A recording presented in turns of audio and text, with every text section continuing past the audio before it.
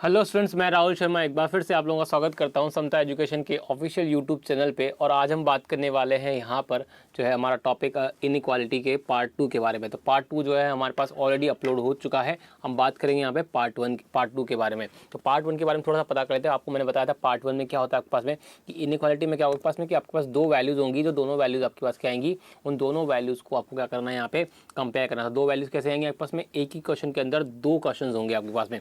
तो दोनों क्वेश्चंस को आपको सॉल्व करना है और उनके आंसर्स फाइंड आउट करने हैं और फिर क्या करना है आपको, उनको आंसर्स को यहाँ पे जो है कंपेयर आपको यहाँ पे करना है। तो वो मैं सारी चीज़ें आपको ऑलरेडी पार्ट 1 में बता चुका था। तो पार्ट 1 में जब हमने इनक्वालिटी के बारे में बात किया था तो वहाँ पे हमने क्वाड्रेटिक बेस्ड इनक्वालिटी को यहाँ पे सॉल्व किया था।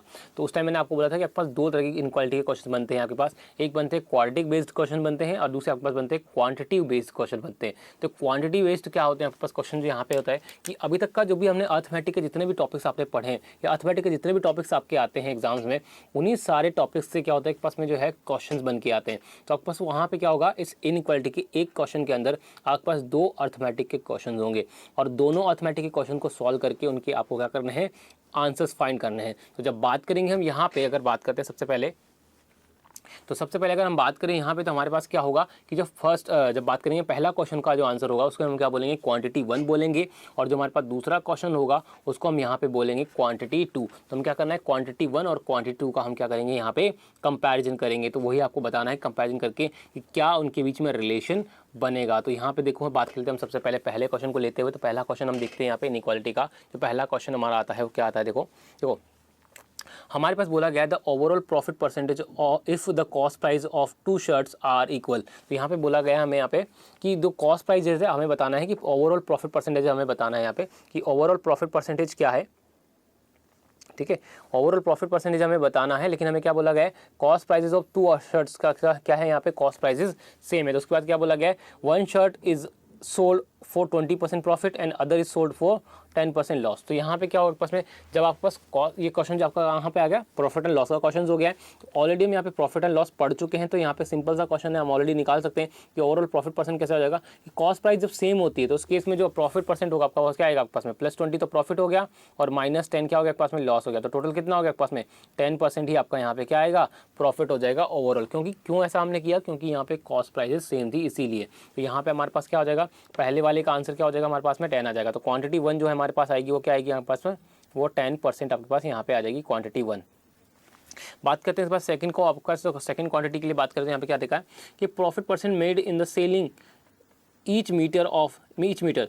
आपको बताना है कि ईच मीटर पर जो प्रॉफिट परसेंट होता है, यानी सेल करने पर जो प्रॉफिट परसेंटेज आता है वो क्या है। आगे बोला गया if the profit made in the selling 20 metre of each cloth equals to the cloth price of 5 metre of that cloth. तो यहाँ पे बोला गया है कि जो आपका यहाँ पे अगर बात करें तो प्रॉफिट जो है यहाँ पे क्या होता है आपके पास में कि 20 मीटर कपड़े को बेचने पर जो है क्या होता है, उसको प्रॉफिट होता है। कितना प्रॉफिट होता है यहाँ पे, 5 मीटर क्लॉथ के जो अगर बात करें कॉस्ट प्राइस के बराबर यहाँ पे क्या होता है आपके पास में, वो होता है यहाँ पे उसका प्रॉफिट होता है। तो ऐसा क्वेश्चन जो है हम यहाँ पे प्रॉफिट एंड लॉस में भी देख चुके हैं। यहाँ पे तो क्वेश्चन कैसे करते हैं, देखो अगर मैं बोलूँ यहाँ पे कि 20 मीटर क्लॉथ जो है उसने बेचा है, तो उसका मतलब 20 मीटर क्लॉथ उसने यहाँ पे खरीदा भी होगा। तो 20 मीटर क्लॉथ की जो कॉस्ट प्राइस हो जाएगी कितनी हो जाएगी, 20 CP हो जाएगा। और 20 मीटर क्लॉथ की जो SP हो जाएगा वो कितना आएगा, 20 SP हो जाएगा। अब क्या करेंगे, इन दोनों को माइनस कर देंगे यहाँ पे, तो क्या आ जाएगा हमारे पास, प्रॉफिट आ जाएगा। प्रॉफिट कितना आएगा, 5 CP आ जाएगा, 5 CP आ जाएगा। अब यहाँ से निकाल लीजिए तो आपके पास इधर शिफ्ट हो जाएगा, तो 20 CP आएगा, हाँ 20 SP आ जाएगा, इक्वल टू क्या आ जाएगा, 25 CP आ जाएगा। तो यहाँ से रिलेशन बना दीजिए। तो रिलेशन क्या बनेगा, CP/SP का, तो वो बनेगा CP/SP का रेशो बनेगा हमारे पास में, वो बन जाएगा 20/25। इसको फर्दर सॉल्व कर लीजिए तो कितना आएगा आपके पास, वो आ जाएगा 5 से डिवाइड हो जाएगा तो 4/5 आ जाएगा। यानी CP कितना हो जाएगा यहाँ पे 4 हो जाएगा और SP कितना हो जाएगा आपके पास में 5 आ जाएगा। तो प्रॉफिट परसेंटेज कितना आ जाएगा आपके पास में, तो प्रॉफिट परसेंटेज कितना हो जाएगा आपके पास में, 1 का प्रॉफिट हो जाएगा। यहाँ पे 1 का प्रॉफिट हो जाएगा, कितने पर हो जाएगा, 4 पर। तो 1/4 किसकी वैल्यू होती है आपके पास में, आपको पता है यहाँ पे वो 25% की आपके पास वैल्यू होती है। किसकी वैल्यू होती है आपके पास में, यहाँ पे जो है 1/4 जो होता है वो 25% की आपके पास वैल्यू होती है। तो क्वांटिटी 2 की वैल्यू कितनी आएगी, तो क्वांटिटी 2 की वैल्यू आपके पास आ जाएगी 25%। अब आप मुझे बताइए कि 10% बड़ा है या 25%। तो यहाँ पे देखो हमें पता है कि क्वांटिटी 2 जो है यहाँ पे क्या हो जाएगी, उस केस में बड़ी हो जाएगी। तो रिलेशन हमारे पास क्या बनेगा, quantity 1 is less than quantity 2। तो हमारे पास ऑप्शन कौन सा हो जाएगा, ऑप्शन नंबर बी जो है हमारा यहाँ पे करेक्ट आंसर हो जाएगा। तो इस तरह से क्या होगा आपके पास में कि एक ही क्वेश्चन के अंदर आपके पास 2 अर्थमेटिक के क्वेश्चन दे रखे होंगे। अब वो किसी भी टॉपिक से आपके क्वेश्चन आ सकते हैं, कोई फर्क नहीं पड़ता यहाँ पे कि आपका पर्टिकुलर दोनों क्वेश्चन जो है प्रॉफिट से ही हो, या दोनों क्वेश्चन परसेंटेज से हो, या दोनों क्वेश्चन टाइम एंड वर्क से हो।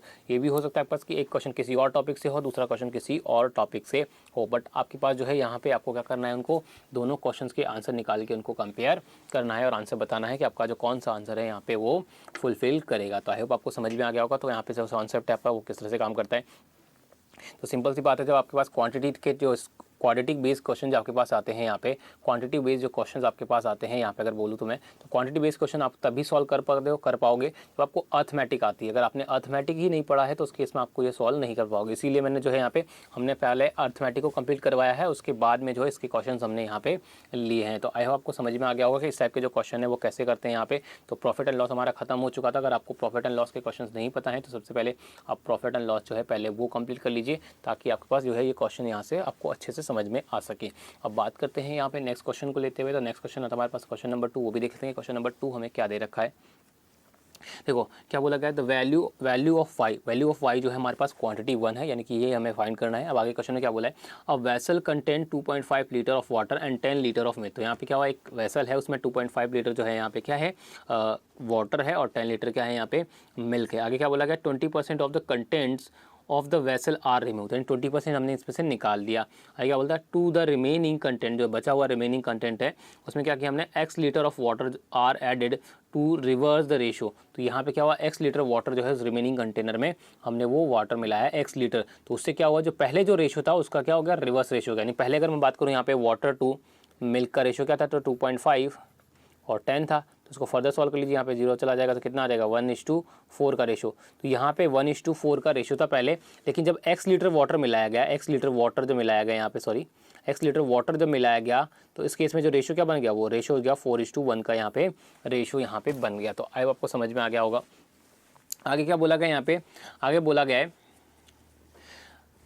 Then y litre of milk are added. उसके बाद क्या किया, y लीटर जो है मिल्क उसमें फिर ऐड किया गया और फिर से उसको वापस वही रेशो बना दिया गया, रिवर्स रेशो कर दिया। रेशो क्या चेंज कर दिया, इसका मतलब 4:1 था, वापस से 1:4, यानी कि इनिशियल वाला रेशो वापस से बना दिया। तो बट सेकंड वाले केस में जो है आपको यहाँ पे है वो क्या किया गया, यहाँ पे निकाला कुछ भी नहीं है, ठीक है, निकाला कुछ भी नहीं है। आपके पहले वाले केस में ही निकाला था, सेकंड वाले केस में जो है नहीं निकाला। तो यानी कि अब बात करें इस क्वेश्चन को सॉल्व करने की, तो सॉल्व कैसे करेंगे। तो देखो मिक्सचर एलिगेशन वाला टॉपिक जो है मैं आपको यहाँ पे कंप्लीट करवा चुका हूँ, रेशो भी कंप्लीट करवा चुका हूँ यहाँ पे। तो आई होप आपको ये क्वेश्चन जो है अब अच्छे से आना चाहिए। लेकिन अगर आपको नहीं आता तो एक बार फिर से जो है आप यहाँ पे मिक्सचर एलिगेशन के जो वीडियोस हमने अपलोड किए हुए हैं वो एक बार आप फिर से यहाँ पे पढ़ के देखो, क्योंकि यहाँ पर जो है आपके पास सिंपल क्वेश्चन है, बस आपको यहाँ पे लॉजिक समझने की ज़रूरत है कि लॉजिक यहाँ पे काम कैसे कर रहा है। तो देखो यहाँ पे क्वांटिटी 1 की वैल्यू हम निकालते हैं यहाँ पे। देखो क्वांटिटी 1 का कैसे निकालेंगे, इसको इरेज कर देते हैं पहले सबको, ठीक है।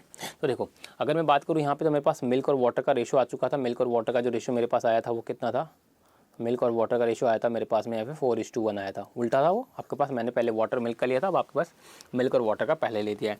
तो देखो यहाँ पे जब हम बात करते हैं यहाँ पे 20 लीटर जो है हमने क्या कर दिया, मिक्सचर निकाल दिया। तो बचा कितना मिक्सचर, तो बच्चा मिक्सचर जो हमारे पास वो कितना है, 80% बचा हुआ है।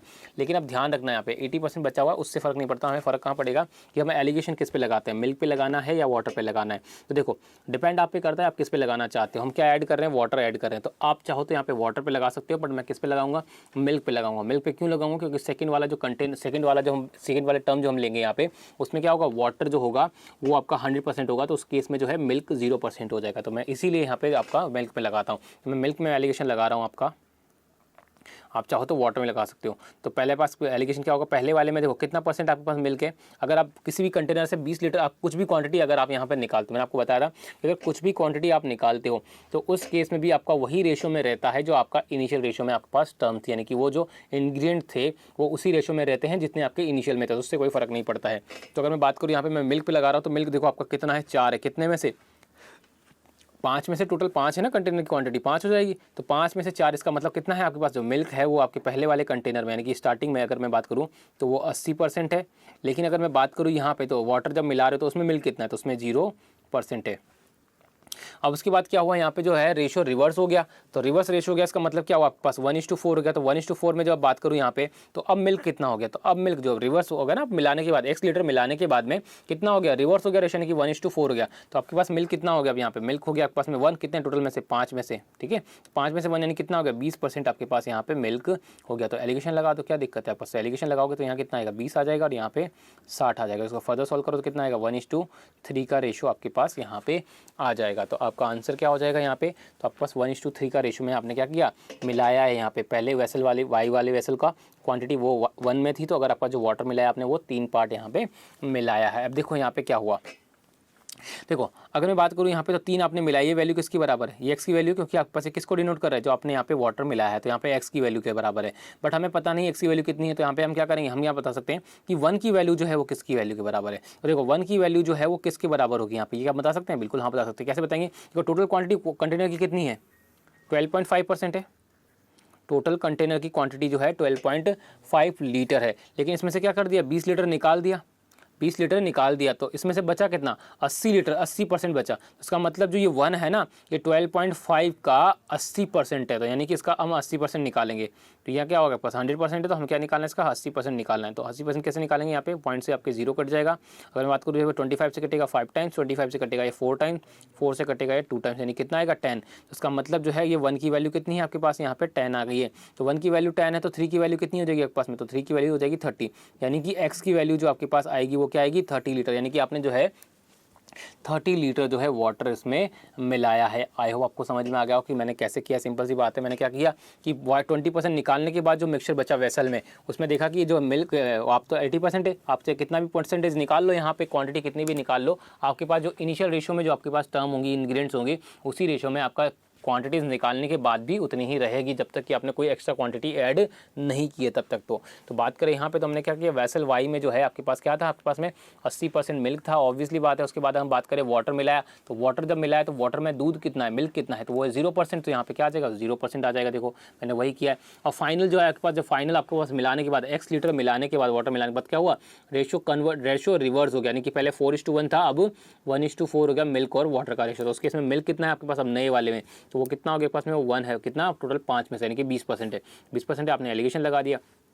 तो रेशो क्या आ गया क्वांटिटी का, वो आ गया 1:3 का। तो 3 की वैल्यू क्या है, x है, x क्वांटिटी हमने मिलाई यहाँ पे, तो आपको पता है मैंने आपको ये चीज़ें बताई थी आपको मिक्सचर एलिगेशन वाले पार्ट में, बट उसकी वैल्यू हमें नहीं पता। तो हम क्या करते हैं, 1 की वैल्यू पता है हमें। 1 की वैल्यू कैसे पता है कि देखो 20% निकाल दिया तो बचा कितना 80% ही तो मिला है, इसका मतलब ये 1 है जो वो क्या है 80% है किसका। तो अगर बात करें यहाँ पे तो 12.5 हो जाएगा। टोटल क्वांटिटी कितनी है आपके पास मिक्सचर की, तो वो है 12.5% थी आपके पास इनिशियली, बट इसका 20% निकाल दिया तो बचा कितना 80%। तो 80% की वैल्यू कितनी है आपके पास, वो 1 की, यानी कि 10 की वैल्यू। 1 की वैल्यू कितनी हो गई 10 हो गई। तो 3 की वैल्यू कितनी हो जाएगी यहाँ पे 30 लीटर। तो यानी कि जो आपकी अगर बात करें यहाँ पे, तो जो x की वैल्यू हो जाएगी वो कितनी हो जाएगी 30 लीटर यहाँ पे हो जाएगी। आई होप आपको समझ में आ गया कि कैसे काम किया हमने यहाँ पे।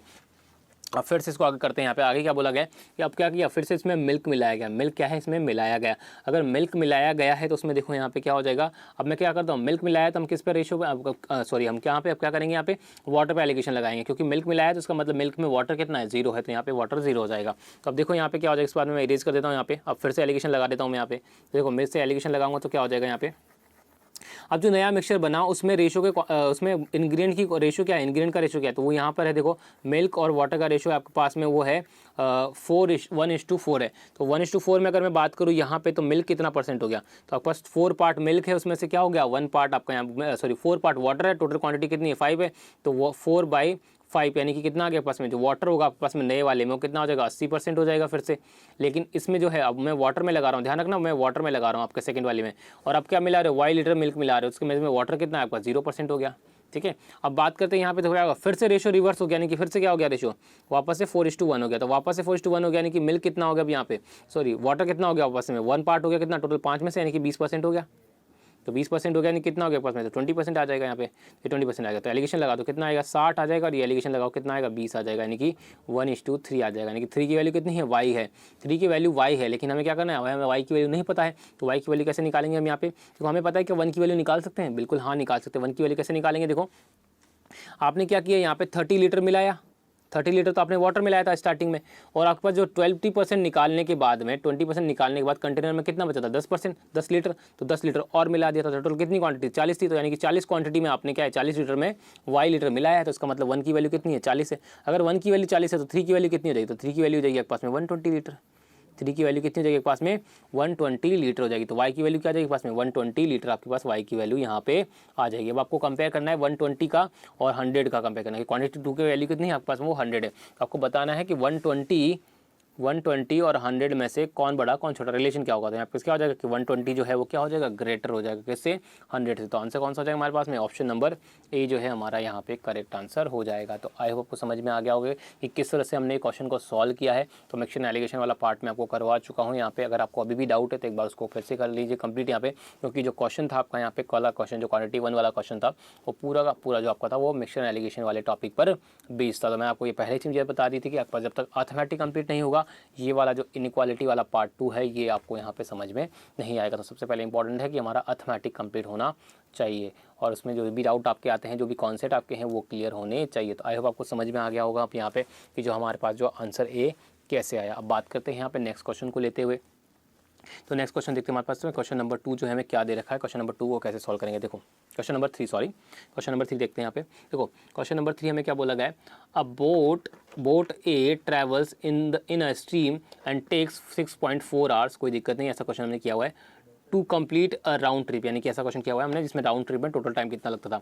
Going 78 kilometre in each direction, the ratio of speed in still water and the boat in the stream boat to the stream speed is 8:5. what is the speed in the still water of the boat। तो हमें क्या बताना है यहाँ पे, देखो हमें क्या बोला गया है कि टोटल जो है आपके पास वन साइडेड डिस्टेंस है वो कितनी है 78 किलोमीटर है, और जो है उसको राउंड ट्रिप करता है, मतलब 78 किलोमीटर जाता है और 78 किलोमीटर वो क्या होता है आता है। तो उस केस में जो है आपके पास क्या होता है यहाँ पे कि जो है यहाँ पे 6.4 आवर्स उसको यहाँ पे लगते हैं। तो आपके पास बात करें यहाँ पे तो जो स्टिल वाटर और आपके पास जो बोट की स्पीड है, सॉरी बात करें यहाँ पे तो बोट की स्पीड और स्टिल वाटर की स्ट्रीम की जो स्पीड है वो का रेशो आपको यहाँ पे दे रखा है कितना 8:5 आपको यहाँ पे दे रखा है। तो आपको बताना है what is the speed of still water in the boat, ठीक है। तो आपको बताना है कि बोट में जो बोट की जो स्पीड है वो स्टिल वाटर में क्या होगी, यहाँ पे वो जो है क्वांटिटी 1 की वैल्यू आएगी। तो कैसे निकालेंगे, देखो 78 किलोमीटर तो यहाँ पे राउंड ट्रिप में चला, तो यहाँ पर दो कंडीशन बनती है आपके पास, क्या बनेगी एक तो डाउन स्ट्रीम और एक अप स्ट्रीम जो बनेगा यहाँ पे बनेगा। तो टोटल टाइम कितना लगेगा डाउन स्ट्रीम और अप स्ट्रीम का सम आ जाएगा।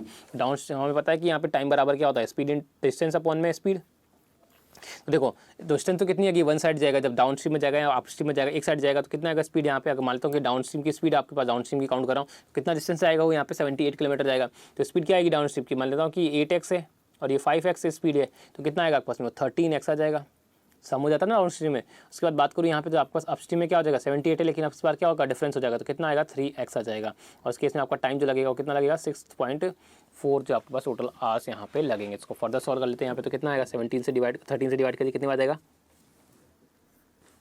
6 बार चला जाएगा, और 3 से डिवाइड कर दीजिए कितनी बार चला जाएगा यहाँ पे 6, और ये कितना आएगा 6 26 टाइम चला जाएगा। तो कितना आएगा 6 अपॉन में x प्लस 26 अपॉन में x इज इक्वल टू 6.4 आ जाएगा। इसको फर्दर सॉल्व कर लीजिए, यहाँ पे कितना आएगा पास 32 अपॉन में x इज इक्वल टू कितना आएगा 6.4 हो जाएगा। पॉइंट यहाँ से हटा दीजिए, यहाँ पे पॉइंट लग जाएगा, तो यहाँ पे 8 से कट जाएगा, ये 8 टाइम्स कट जाएगा, 8 से कटेगा कितनी बार चला जाएगा 40 टाइम्स, तो 8 से फिर कट जाएगा, यहाँ पे कितने जाएगा 5 टाइम्स, यानी कि आपके पास x की वैल्यू कितनी आ जाएगी पास में 5 आपके पास यहाँ पे आ जाएगी। तो हमें क्या बताना है x की वैल्यू बतानी है कि नहीं, हमें क्या बतानी है बोट की स्पीड, और बोट की स्पीड कितनी है 8x है, हमें 8x की वैल्यू बतानी। तो 8x की वैल्यू कितनी आ जाएगी पास में 40 आ जाएगी, यानी कि बोट की स्पीड जो आ जाएगी कितनी आ जाएगी आपके पास में 40 किलोमीटर पर आवर जो है आपके पास यहाँ पे बोट की स्पीड आपके पास यहाँ पे आ जाएगी। तो आई होप आपको समझ में आ गया होगा कि कैसे था इस क्वेश्चन को सॉल्व करना। अब बात करते हैं यहाँ पे, तो क्वांटिटी 1 तो हमारे पास आ चुकी है, क्वांटिटी 2 की बात करें तो क्वांटिटी 2 की हमारे पास क्या आएगी, ठीक है। तो क्वांटिटी 2 की बात करते हैं, हमारे पास क्वेश्चन दे रखा है यहाँ पे, क्वेश्चन दे रखा है हमें यहाँ पे, a man travels at the speed of 42 kilometre per hour in 3 hours and 36 kilometre per hour for 2 hours, what is the average speed of this journey for 5 hours. तो आपको बताना है एवरेज स्पीड। हमें पता है कि यहाँ पे एवरेज वाला पार्ट हम पढ़ चुके हैं यहाँ पे, और आपको मैंने स्पीड टाइम डिस्टेंस में भी आपको बताया था कि एवरेज स्पीड जो है कैसे निकालते हैं। तो यहाँ पे देखो आपके पास क्या निकालना है, एवरेज स्पीड कैसे निकालेंगे, टोटल डिस्टेंस अपॉन में टोटल टाइम हमारा एवरेज स्पीड होता है। तो एवरेज स्पीड की अगर हम बात करें यहाँ पे तो एवरेज स्पीड हमारी क्या हो जाएगी, टोटल डिस्टेंस कैसे निकालते हैं स्पीड डिस्टेंस इंटू टाइम, या फिर क्या आ जाएगा 42 इंटू 3 हो जाएगा, और ये कितना आ जाएगा पास में 36 इंटू 2, टोटल टाइम कितना लगेगा 5 आवर्स लगेंगे आपके पास में, तो 5 आवर्स हो गया आपके पास में। तो 42 इंटू 3 कितना हो जाएगा पास 6, और ये 12 आ जाएगा, और ये कितना आ जाएगा 72 हो जाएगा आपके पास में और डिवाइड बाई 5 हो जाएगा, तो उसको ऐड कर दीजिए 8 और ये 9 और ये 1, तो ये आपका डिवाइड बाई 5 आ जाएगा। इसको डिवाइड कर दीजिए, यहाँ पे कितनी वैल्यू आएगी, तो यहाँ पे देखो 198 है जो आपको डिवाइड करना है यहाँ पे, तो आपको सिंपल सी पता है कि आपके पास जो बिलो है वैल्यू आएगी वो क्या आएगी, बिलो तो 40 आएगा, क्योंकि पहला टर्म जो है आपके पास क्या है यहाँ पे वो है 40 से बिलो है, क्योंकि 40 आने के लिए इस पर क्या होनी चाहिए वैल्यू, वन यहाँ पे 200 होना चाहिए। तो आपको या तो सॉल्व कर लीजिए, नहीं सॉल्व करना है 198/5, तो आप सीधे से आप बता सकते हो कि यहाँ पे 40 से वैल्यू छोटी होगी, क्योंकि ऊपर 200 होगा तभी ये 40 होगा, इसका मतलब ये वैल्यू जो है 100 से बिलो होगी। यानी कि हमारे पास क्या है, क्वांटिटी 2 जो है यहाँ पे वो क्वांटिटी 1 से क्या है यहाँ पे छोटी है, क्वांटिटी 1 से यहाँ पे छोटी है, तो यहाँ पे क्वांटिटी 2 जो है हमारी वो क्या हो जाएगी, यहाँ पे क्वांटिटी 2 जो है हमारी यहाँ पे बड़ी हो जाएगी। तो आंसर कौन सा हो जाएगा हमारे पास में, ऑप्शन नंबर बी जो है हमारा, sorry option number A, quantity 1 जो है हमारी बड़ी हो जाएगी यहाँ पे, क्योंकि 40 वैल्यू है इसकी, और यहाँ पे क्या हो जाएगा इसकी 40 से कुछ समथिंग छोटी आएगी, तो 40 से कुछ बिलो आएगी, तो 198/5 है, तो इसका वैल्यू कितना आ जाएगा पास में कि क्वांटिटी 1 जो है यहाँ पे हमारे पास क्या होगी, क्वांटिटी 2 से बड़ी हो जाएगी। तो आई होप आपको समझ में आ गया होगा कि इस टाइप के जो क्वेश्चन है वो कैसे सॉल्व हमें करने हैं। बात करते हैं इसके बाद आगे हमारे पास, तो आगे बात कर लेते हैं यहाँ पर नेक्स्ट क्वेश्चन को लेके, क्वेश्चन नंबर 4 हम देख लेते हैं। यहाँ पे क्वेश्चन नंबर 4 हमें क्या दे रखा है, देखो क्वेश्चन नंबर 4 जो है आपके पास में ये आपके पास आ जाता है CISI का क्वेश्चन आपके पास आता है यहाँ पे, इसमें देखते हैं क्वेश्चन में हमें क्या दे रखा है। बोला गया Rahul invested 1/4 of the sum in the scheme a offering 25% per annum simple interest for 3 years, ठीक है। He invested the remaining sum in the scheme B offering 20% per annum compound interest compounded annually for 2 years, ठीक है। The amount received from scheme B is 1542 more than that of scheme A. They find the total sum of Rahul had. तो आपको बताना है कि starting में राहुल ने कितना इन्वेस्ट यहाँ पे किया। तो क्वेश्चन में क्या बोला गया, आपके पास टोटल कुछ सम था, यानी कि अगर बात करें यहाँ पे टोटल सम 1/4 की बात करें, यहाँ पे 1/4 में 4 आपका यानी कि 4 जो है आपके पास टोटल सम था, उसमें से एक पार्ट जो है यहाँ पे उसने क्या किया ना CISI पे इन्वेस्ट किया, तो बचा हुआ कितना पार्ट, 3 पार्ट, जो 3 पार्ट था उसने किस पे इन्वेस्ट कर दिया यहाँ पे, वो है उसने CI पे इन्वेस्ट कर दिया। आप बात करते हैं यहाँ पे SI को लेके, तो SI में ऑफर क्या दे रहा है आपको यहाँ पे 25% पर एनम का यहाँ पे आपको इंटरेस्ट मिल रहा है, और टाइम कितना दे रखा आपको यहाँ पे, वो 3 साल का आपको यहाँ पे टाइम दे रखा है। तो आई आपको समझ में आ गया होगा कि यहाँ पे कैसे किया। तो अगर मैं बात करूँ यहाँ पे SI के लिए, तो SI के लिए आपको अमाउंट कितना मिलेगा, तो अमाउंट कितना हो जाएगा पास में कि 70, देखो 25% की रेट से 3 साल का इंटरेस्ट कितना होता है SI, वो 75% हो जाता है, हमें पता है। तो 75% हो जाता है, तो अमाउंट कितना हो जाएगा 175% हो जाएगा। हमारे पास कितना हो जाएगा अमाउंट 175%, हमारे पास क्या हो जाएगा यहाँ पे अमाउंट हो जाएगा 175%, ठीक है। अभी कितने का होगा यहाँ पे x, इसको मान लेते हो अगर मैं टोटल अमाउंट 4x है, तो आपके पास SI पर कितना इन्वेस्ट किया उसने x किया, और अगर CI पे की बात करूँ यहाँ पे तो उसने कितना किया 3x यहाँ पे किया। तो आपको कितना बताना है, x का 175% जो है आपके पास यहाँ पे कितना आ जाएगा अमाउंट आ जाएगा SI पे।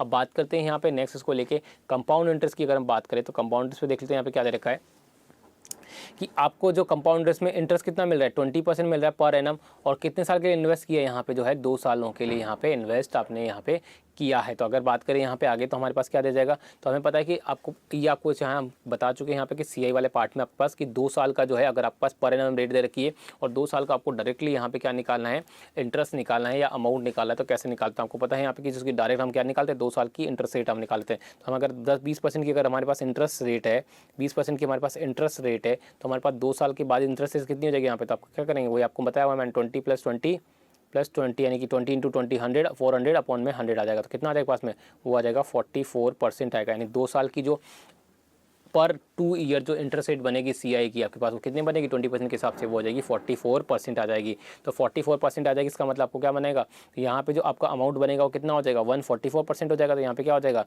144% जो है आपके पास अमाउंट हो जाएगा कितने का, तो इंटरेस्ट कितना अमाउंट पे इसमें इन्वेस्ट किया 3x किया, तो यहाँ पे कितना आ जाएगा आपके पास में, वो 3x यहाँ पे आपके पास आ जाएगा, CI का अमाउंट हो जाएगा। कितने का हो जाएगा आपके पास में, वो आ जाएगा आपके पास में CI का अमाउंट आपके पास यहाँ पे आ जाएगा। अब बात करते हैं यहाँ पे, तो हमें क्या दे रखा है यहाँ पे कि CI और SI का जो अमाउंट का जो डिफरेंस है वो कितना है आपके पास में 1542 जो है आपके पास यहाँ पे क्या दे रखा है, डिफरेंस दे रखा है। तो मैं क्या करूँगा यहाँ पे डिफरेंस निकाल दूंगा इन दोनों का। तो डिफरेंस निकाल देते हैं, यहाँ पे क्या आएगा आपके पास में, ठीक है। तो यहाँ पे डिफरेंस निकाल लीजिए कितना आएगा। तो यहाँ पे देखो मुझे क्या करना है, यहाँ पे सॉल्व कर लेते हैं इसको, डिफरेंस कैसे निकालेंगे यहाँ पे।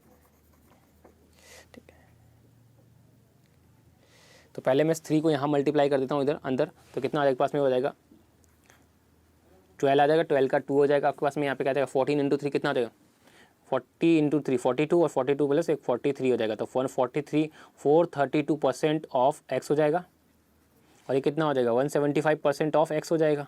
अब मुझे क्या निकालना है, इसमें से आपको CI में से क्या करना है, SI माइनस करना है। तो कितना आएगा 432% of x minus 175% of x, ये आपको बताना है। तो ये वैल्यू आ जाएगी पास, और ये वैल्यू किसके बराबर होगी आपके पास में आ जाएगी, वो 1542 के यहाँ पे आपके बराबर हो जाएगी। तो ये वैल्यूज आ गई। अब आप इसको फर्दर सॉल्व कर लेते हैं यहाँ पे। तो मैं इरेज कर देता हूँ सारी टर्म जो ऊपर वाली लिखी हुई है हमारे पास। हमें क्या करना है, 432 में से हम क्या करेंगे यहाँ पे 175 माइनस करेंगे। तो कैसे करेंगे, तो 175 को आप थोड़ी देर के लिए कितना मान लो यहाँ पे 200 मान लो। तो 200 मानोगे तो क्या होगा, 432 में से आपको कितना माइनस करना है यहाँ पे, तो 432 में से आप 200 माइनस करो तो कितना आएगा, 232 आ जाएगा। अब 232 आ गया तो आपने क्या किया था यहाँ पे 25 ज़्यादा माइनस करेंगे, 175 माइनस करता लेकिन आपने 200 माइनस कर दिया। तो आपके पास क्या आ जाएगा, 25 आपने एक्स्ट्रा माइनस कर दिया, 25 वापस जोड़ दिए 232 में। तो कितना आएगा पास में, तो 25 जोड़िए तो कितना आएगा पास में 232 वापस जोड़ेंगे तो कितना आ जाएगा पास में, वो 4 जो आपके पास आएगा 257 आपके पास यहाँ पे वैल्यू आ जाएगी। कितना आएगी यहाँ पे 257 जो है आपके पास यहाँ पे क्या आ जाएगी वैल्यू आ जाएगी। तो 257% of x is equal to कितना है आपके पास में 1542 जो है आपके पास यहाँ पे वैल्यूज़ ये आ जाएगी। तो आपको समझ में आ गया होगा कि यहाँ पे क्या किया मैंने यहाँ पे। अब देखो इसके बाद मुझे यहाँ पे क्या निकालना है, x की वैल्यू निकालनी है, क्योंकि मुझे यहाँ पे बताया गया है, सॉरी यहाँ पे x की वैल्यू नहीं निकालनी है आपको, 4x की वैल्यू निकालनी है। तो x की वैल्यू अगर मेरे पास यहाँ पे निकल जाती है, x की वैल्यू अगर मुझे यहाँ पे निकल जाती है तो उस केस में जो है मेरे पास यहाँ पे क्या हो जाएगा, मैं 4x की वैल्यू निकाल सकता हूँ। देखो तो 256 की बात करूँ यहाँ पे, तो 256 से आपके पास जो है अगर इसको परसेंटेज को साइन को हटा दो तो डिवाइड में क्या आएगा आपके पास में 100 आ जाएगा। और 256 से जो है 1542 जो है कितनी बार चला जाएगा, वो 6 बार यहाँ पे चला जाएगा। तो x की वैल्यू कितनी आ जाएगी पास में, क्रॉस मल्टीप्लाई 600, x की वैल्यू कितनी आ गई पास में 600 आ जाएगी। अब मुझे किसकी वैल्यू निकालनी है, 4x की, क्योंकि 4x इन्वेस्ट किया तो उसने टोटली, तो कितना आ जाएगा 4 × 600 कितना आ जाएगा 2400 जो है आपके पास यहाँ पे क्या आ जाएगा, उसके पास में टोटल अमाउंट आ जाएगा। इनिशियली उसके पास कितना अमाउंट था, 2400 के पास इनिशियली अमाउंट था। तो अगर आंसर की बात करें यहाँ पे तो आंसर कौन सा आ जाएगा हमारे पास में, जो है पहले क्वांटिटी वन की अगर हम बात करें यहाँ पे तो हमारे पास क्वांटिटी 1 की जो वैल्यू आएगी, इन्वेस्टेड अमाउंट कितना आएगा 2400। तो मैं इसको सबको इरेज करता हूँ एक बार यहाँ पे, तो इसकी वैल्यू आ जाएगी 2400 हमारे पास आ जाएगा 2400 रुपीज़। अब बात करते हैं यहाँ पे सेकंड क्वेश्चन को लेते हुए। तो सेकंड क्वेश्चन देख लेते हैं हमारे पास में क्या लिखा है क्वांटिटी 2 का। A invested X rupees for 2 years, ठीक है, while B invested X minus 600 rupees for 3 years. If the ratio of the profit received by them is 8:9 respectively, then find the sum of invested by him. देखो ये question जो है आपका किस पे आ गया, यहाँ पे पार्टनरशिप का एक क्वेश्चन आपके पास आ गया यहाँ पे, कि जो उसने X ने कुछ पैसा लगाया, वो किसने A ने कुछ पैसा लगाया यहाँ पे X रुपीज़ लगाया 2 साल के लिए, और B ने जो है X माइनस जो है कितना रुपया लगाया 600 रुपये लगाया 3 साल के लिए। तो उनकी प्रॉफिट का रेशो कितना है 8:9 का रेशो उनका यहाँ पे बना। तो आपको बताना है कि जो A ने है वो कितना पैसा यहाँ पे लगाया है, या फिर X की वैल्यू आपको यहाँ पे बतानी। तो क्या आएगा, हमें पता है कि कैसे निकालते हैं यहाँ पे X × 2 आपके पास वही कैपिटल इंटू टाइम, और यहाँ पे कितना आएगा x माइनस 600 इंटू कितना आएगा पास में 3 साल लगाए ये, तो रेशो क्या बनेगा 8:9 का आपका यहाँ पे रेशो बन जाएगा। इसको फर्दर सॉल्व कर लीजिए, 3 से कितनी बार जाएगा 3 बार चला जाएगा, 2 से कितनी बार चला जाएगा 4 टाइम चलाएगा, क्रॉस मल्टीप्लाई कर लीजिए कितना आएगा 3x, और ये कितना आ जाएगा 4x माइनस 2400, ठीक है। तो यहाँ पे क्या आएगा, ये इधर शिफ्ट हो जाएगा और ये इधर आ जाएगा, तो कितना आएगा x बराबर, तो x बराबर आ जाएगा ये भी 2400 रुपीज़ आपके पास यहाँ पे आ जाएगा। यानी कि x ने कितना इन्वेस्ट किया यहाँ पे, यानी a ने कितना इन्वेस्ट किया, x की वैल्यू कितनी है आपके पास में 2400। तो यहाँ पे क्या हो गया आपके पास में क्वांटिटी 1 और क्वांटिटी 2 दोनों क्या हो गई आपके पास यहाँ पे इक्वल होगी। तो उस केस में आपका आंसर कौन सा हो जाएगा, ऑप्शन नंबर ई जो है आपका यहाँ पे करेक्ट आंसर हो जाएगा। तो आई होप आपको समझ में आ गया होगा, क्योंकि ये सारे टॉपिक जो है हम ऑलरेडी पढ़ चुके हैं हम यहाँ पे, तो हमें पता है कि किस टाइप के जो क्वेश्चंस आते हैं उन्हें कैसे सॉल्व हमें करना होता है। तो अब बात कर लेते हैं यहाँ पे नेक्स्ट क्वेश्चन को लेते हुए। तो क्वेश्चन नंबर जो हमारे पास आता है, क्वेश्चन नंबर 5 जो है हमारे पास आता है, उसको देख लेते हैं। क्वेश्चन नंबर 5 जो हमें क्या दे रखा है और उस क्वेश्चन को कैसे हमें सॉल्व करना है। तो क्वेश्चन नंबर 5 की बात करते हैं। क्वेश्चन नंबर 5 हमें क्या दे रखा है, देखो क्वेश्चन नंबर 5 जो हमारे पास आता है वो यहाँ पे टाइम एंड वर्क से हमारे पास क्वेश्चन आता है। तो इसको देख लेंगे टाइम एंड वर्क से क्वेश्चन कैसे आया था हमारे पास में। कल हम ऑलरेडी इस टाइप के क्वेश्चन जो है टाइप 2 के जो क्वेश्चन थे टाइम एंड वर्क के, वो हम ऑलरेडी डिस्कस कर चुके हैं। तो बात करते हैं यहाँ पे क्वेश्चन को लेते हुए। क्वेश्चन हमें क्या बोलता है, बोला गया 8 man and 10 women can complete a piece of work in 5 days, 6 man and 15 women can complete the same work, ठीक है, इन 4 days, ठीक है, कोई दिक्कत नहीं। तो यहाँ से हम क्या करेंगे, मैन और वुमेन के जो है एफिशिएंसी का रेशो हम यहाँ से निकाल देंगे। तो ये आपको ऑलरेडी पता है कैसे निकालते हैं हम, यहाँ पे इंटू 5 हो जाएगा, और ये वैल्यू कितनी हो जाएगी एक पास में 6 मैन प्लस 15 वुमेन इंटू कितना आ जाएगा पास में 4 आ जाएगा। इसको फर्दर सॉल्व कर लेते हैं यहाँ पे। तो कैसे सॉल्व करेंगे यहाँ पे, देखो कितना आ जाएगा, ये आ जाएगा 40 m आ जाएगा, ठीक है, और यहाँ पे कितना आ जाएगा 50 W आ जाएगा, और ये कितना आ जाएगा पास में 24 m आ जाएगा, और ये कितना आ जाएगा 60 W आ जाएगा। तो यहाँ से क्या आ जाएगा m एक तरफ लेके चले जाइए, इसको इधर ले आइए और इसको इधर लेके चले जाइए। तो क्या आ जाएगा 40 - 24 कितना आएगा 16 m हो जाएगा, और ये कितना आ जाएगा 10 W हो जाएगा। तो यहाँ पे m और W का रेशो क्या बनेगा आपके पास में आ जाएगा, वो 10/16 हो जाएगा, या फिर क्या इसको बोल सकता हूँ मैं 5/8 8 जो है यहाँ पे क्या हो जाएगा, m और w का मेरे पास क्या आ जाएगा, रेशो यहाँ पे आ जाएगा। उसके बाद क्या बोला गया है, find the number of days taken by 10 man and 15 women to complete the same piece of work. तो सेम पीस ऑफ वर्क के लिए आपको क्या करना है यहाँ पे, तो मैं क्या करूँगा यहाँ पे, पहले तो एक चीज़ ले लीजिए, कोई भी एक चीज़ ले लीजिए यहाँ पे, तो क्या आ जाएगा पास में, जैसे मान लीजिए मैंने पहले वाला ले लिया 8 मैन और 10 वुमेन, तो मेरे पास क्या आ जाएगा यहाँ पे, अगर मैं बात करूँ तो 8 मैन और कितना कहता है 8 मैन, तो इसको फर्दर सॉल्व करेंगे तो कितना आएगा, ये टर्म आएगी, इसको सॉल्व करेंगे तो आपके पास कितना आ जाएगा 40m plus 50 women is equal to क्या आएगा आपस में, तो कितना काम करेंगे 10 मैन और कितना आ जाएगा 10 man 10m plus 15 women into कितने टाइम में करेंगे, तो मुझे नहीं पता, तो यहाँ पे क्या लगा दूंगा मैं, टाइम t लगा दूंगा। तो यहाँ से वैल्यू निकाल लेंगे, तो क्या करेंगे हम m और w की वैल्यू यहाँ पे हम पुट कर देंगे। तो m की वैल्यू कितनी पुट करेंगे यहाँ पे 5 और w की वैल्यू कितनी पुट करेंगे हम 8, तो यहाँ पे भी 5 और यहाँ पे भी 8 हम पुट कर देंगे। तो यहाँ पे ऊपर वाली टर्म्स को मैं सारी को इरेज कर देता हूँ एक बार, ठीक है। तो अब यहाँ पे वैल्यू पुट करनी है आपको, यहाँ पे वैल्यू पुट करके हमें क्वेश्चन को फर्दर सॉल्व करना है और कुछ भी नहीं है हमारे पास में यहाँ पे, तो सिंपली सॉल्व कर लेंगे हम। यहाँ पे क्या दे रखा हमें, यहाँ पे देखो सॉल्व कर लेते हैं यहाँ पे, तो देखो वैल्यू पुट करना है तो आपके पास क्या आएगा 40 इंटू 5 आ जाएगा, 40 इंटू, ठीक है, तो 40 इंटू 5 हमारे पास आ जाएगा। अब क्या, या फिर हाँ, या फिर हम काम कर सकते हैं यहाँ पे कि हमारे पास जो है 5 कॉमन आ रहा है, तो 5 भी हम कॉमन ले सकते हैं यहाँ पे। तो जैसे यहाँ 5 कॉमन लोगे तो यहाँ कितना बचेगा पास में, 5 से 5 कट जाएगा दोनों तरफ ना, 5 कॉमन आ जाएगा, तो क्या आ जाएगा यहाँ पे आ जाएगा 40 आ जाएगा, और यहाँ पे 5 कॉमन लोगे आप तो कितना आ जाएगा यहाँ पास में 10 बचेगा, 10 इंटू 8 कितना आ जाएगा 80 आ जाएगा। तो यहाँ पे तो ये टर्म आ जाएगी। इधर 5 कॉमन लोगे तो यहाँ कितना बचेगा 10 बचेगा, और यहाँ पे अगर 5 यहाँ पे 10 बचेगा, यहाँ पे 5 कॉमन लोगे तो आपके पास कितना बचेगा, यहाँ पे कितना हो जाएगा 15 है तो 3 बचेगा, 3 इंटू 8 कितना हो जाएगा पास में 24 हो जाएगा, तो 24 हो जाएगा।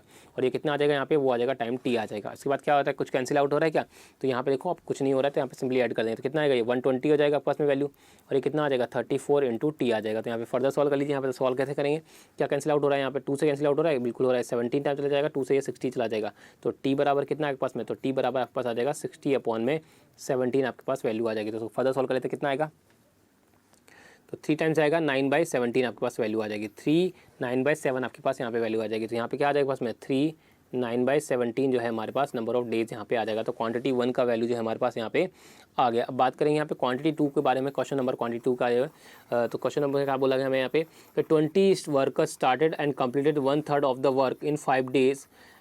If 5 more workers join them on the 6th day, how many more days will they will complete the remaining part of the work। तो ये ऐसा क्वेश्चन जो हमें यहाँ पे टाइम एंड वर्क में ऑलरेडी हम कर चुके हैं। यहाँ पे ऐसा क्वेश्चन में आपको मैंने बताया था, तो यहाँ पे क्या करना, वही आपको फॉर्मूला लगाना है। यहाँ पे कैसे लगाएंगे हम यहाँ पे, कि देखो 20 जो है लोग काम करते हैं यहाँ पे, कितने दिन में काम करते हैं 5 दिन में काम करते हैं। कितना काम करते हैं यहाँ पे 1/3 है, आपका 1/3 काम यहाँ पे करते हैं, ये आ गया। अब उसके बाद क्या बात करते हैं यहाँ पे, देखो 5 मोर मैन आ गया, यानी कि 25 लोग हो गए यहाँ पे। कितने टाइम तक काम किया हमें नहीं पता, तो यहाँ पे टी मान लिया, और कितना काम करेंगे बचा हुआ काम, यानी कि 2/3 जो काम यहाँ पे वो कंप्लीट यहाँ पे करेंगे। तो उसके बाद डी की वैल्यू निकालेंगे, 3 से 3 कट जाएगा आपके पास वैल्यू, 5 से कटेगा आपके पास में, ये कितनी बार जाएगा 5 से कटेगा 5 बार कटेगा, अरे 5 से जो आपके पास कट जाएगा कितनी बार कट जाएगा यहाँ पे 4 बार कट जाएगा। तो वैल्यू क्या आपके पास में क्रॉस मल्टीप्लाई कर दीजिए, तो टी की वैल्यू कितनी आ जाएगी पास में, वो आ जाएगी 8 आ जाएगी। टी की वैल्यू कितनी आ जाएगी पास में, वो 8 आ जाएगी। तो अगर हम बात करें यहाँ पे दोनों को कंपेयर करने की, तो हमारे पास सीधा सीधा हम बता सकते हैं कि क्वांटिटी 2 जो है हमारे पास यहाँ पे क्या हो जाएगी, वो बड़ी हो जाएगी क्वांटिटी 1 से। तो हमारे पास क्या आंसर हो जाएगा हमारे पास में, ऑप्शन नंबर बी जो है हमारा यहाँ पे करेक्ट आंसर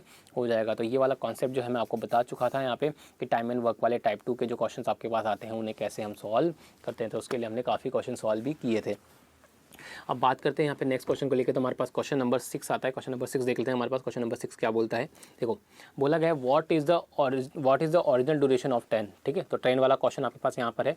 क्या बोला गया, in a journey of 3000 kilometre a train was slowed down by bad weather. खराब मौसम की वजह से क्या ट्रेन को यहाँ पे स्लो चलाया गया। तो इसकी वजह से क्या होता है, it's average speed for the trip was reduce by 100 kilometre, यानी कि जो भी एवरेज स्पीड उसकी जो पहले वो चलती थी उससे अब उसकी स्पीड कितनी है 100 किलोमीटर पर आवर कम यहाँ पे चलती है। आगे क्या बोला गया, and time increase by 1 hours. की वजह से क्या हुआ, इसका जो है टाइम जो है वो 1 आवर्स बढ़ गया, यानी कि 1 घंटा उससे ज़्यादा लेना पड़ रहा है। तो यहाँ पे क्वेश्चन को कैसे सॉल्व करेंगे यहाँ पे, तो टोटल अगर मान लेते हैं, अगर हम बात करें यहाँ पे, तो टोटल डिस्टेंस हमें कितनी रखी है 3000 किलोमीटर दे रखी है। अगर मैं बात करूँ यहाँ पे, तो मान लेता हूँ कि इसकी स्पीड जो पहले ओरिजिनल स्पीड थी वो कितनी थी, एस मान लेता हूँ, और स्पीड कितनी मान लेता हूँ एस मान लेता हूँ। तो यहाँ पर उसकी बात करूँ, एक्चुअली में उसको टाइम जो लगने वाला था, अगर बात करें यहाँ पे ओरिजिनल स्पीड की बात करें, तो उसको पहले टाइम कितना लगता है एक्चुअली में, तो 3000 डिवाइडेड बाई एस लगता, यानी कि ये टाइम लगता। लेकिन क्या हुआ उसका यहाँ पे, जो उसके पास की अगर बात करें यहाँ पे, तो स्पीड क्या होगी 100 किलोमीटर पर आवर जो है वो रिड्यूस कर दिया, यानी कि क्या हो जाएगा पास में जो है वो क्या जाएगा रिड्यूस करेंगे स्पीड। तो 3000 की स्पीड जो है वो एस माइनस 100 की स्पीड से वो कवर यहाँ पे करेगी। तो उस केस में आपके पास क्या हो जाएगा यहाँ पे वैल्यू। तो उस केस में जो अगर हम बात करें यहाँ पे, तो उसे कितना टाइम लगेगा यहाँ पे, तो उस केस में उसे यहाँ पे 1 घंटा यहाँ पे ज़्यादा लगेगा, यानी कि दोनों का जो टाइम का डिफरेंस होगा, सॉरी इसको चेंज कर दीजिए यहाँ पे, सॉरी, तो ये आपके पास ये टर्म यहाँ आ जाएगी इस तरह से।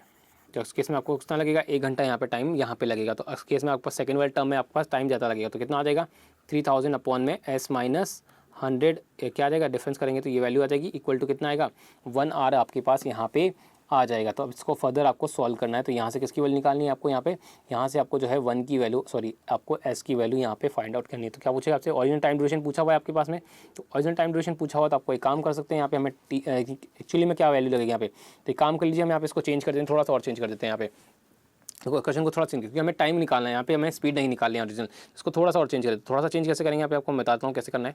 देखो आपको ओरिजिनल टाइम ड्यूरेशन निकालना है, यानी कि आपको ओरिजिनल टाइम निकालना है कितना लगता है। तो मैं मान लेता हूँ यहाँ पे कि जो ओरिजिनल उसको टाइम लगता है वो टी लगता था, ओरिजिनल टाइम जिसको लगता था यहाँ पे कितना लगता था, टी लगता था। तो अगर मैं ओरिजिनल टाइम टी लगता था तो यहाँ पे देखो, अगर मान लीजिए उसको 3000 किलोमीटर को डिस्टेंस कवर करना है, 3000 किलोमीटर जो है डिस्टेंस उसको कवर करना है, तो यहाँ पे कुछ स्पीड आएगी इसकी, तो स्पीड बराबर हमें पता क्या होता है, स्पीड बराबर होता है डिस्टेंस अपॉन में टाइम। तो डिस्टेंस स्पीड क्या आएगी उसकी, ओरिजिनल स्पीड, जो ओरिजिनल स्पीड आएगी उसकी यहाँ पे 3000 डिवाइडेड बाय टी जो है आपके पास, यहाँ पे उसकी स्पीड आ जाएगी। लेकिन अगली स्पीड जो है उसकी कितनी कम कर दी, यहाँ पे 100 किलोमीटर यहाँ पे कम कर दी। तो अब स्पीड कितनी हो जाएगी, तो यहाँ पे देखो अब वही 3000 किलोमीटर जाना है उसको, लेकिन क्या कर रहा है उसको 1 घंटा यहाँ पे ज़्यादा लग रहा है। तो पहले टी लगता था, अब यहाँ पे क्या आएगा t+1 यहाँ पे टाइम लगेगा। तो यहाँ पे जो आपके पास वैल्यू बनेगी वो क्या बनेगी, इस तरह से इक्वेशन यहाँ पे बन जाएगी। तो मैंने ऐसा इसलिए किया है क्योंकि हमें यहाँ पे टाइम ड्यूरेशन निकालना था, ओरिजिनल टाइम यानी कि टी की वैल्यू हमें निकालनी थी, ना कि एस की वैल्यू, तो इसलिए मैंने थोड़ा सा चेंज कर दिया यहाँ पे। तो बात करते हैं यहाँ पे, देखो 100 से क्या होगा, 20 से 20 कट जाएगी, तो आपका टर्म क्या बनेगी आपका, वो 30 अपॉन में टी इक्वल माइनस क्या आ जाएगा 30 अपॉन में t+1 आपके पास वैल्यू बनेगी, इक्वल टू कितना आएगा 1 आपके पास वैल्यू आएगी। अब या तो इस पूरी क्वेश्चन को सॉल्व करिए, या तो इस पूरी क्वेश्चन को वही एलसीएम लेके क्रॉस मल्टीप्लाई करके सॉल्व करिए, तो यहाँ पे किस केस में क्या हो जाएगा, क्वाड्रेटिक इक्वेशन यहाँ पे बन जाएगी।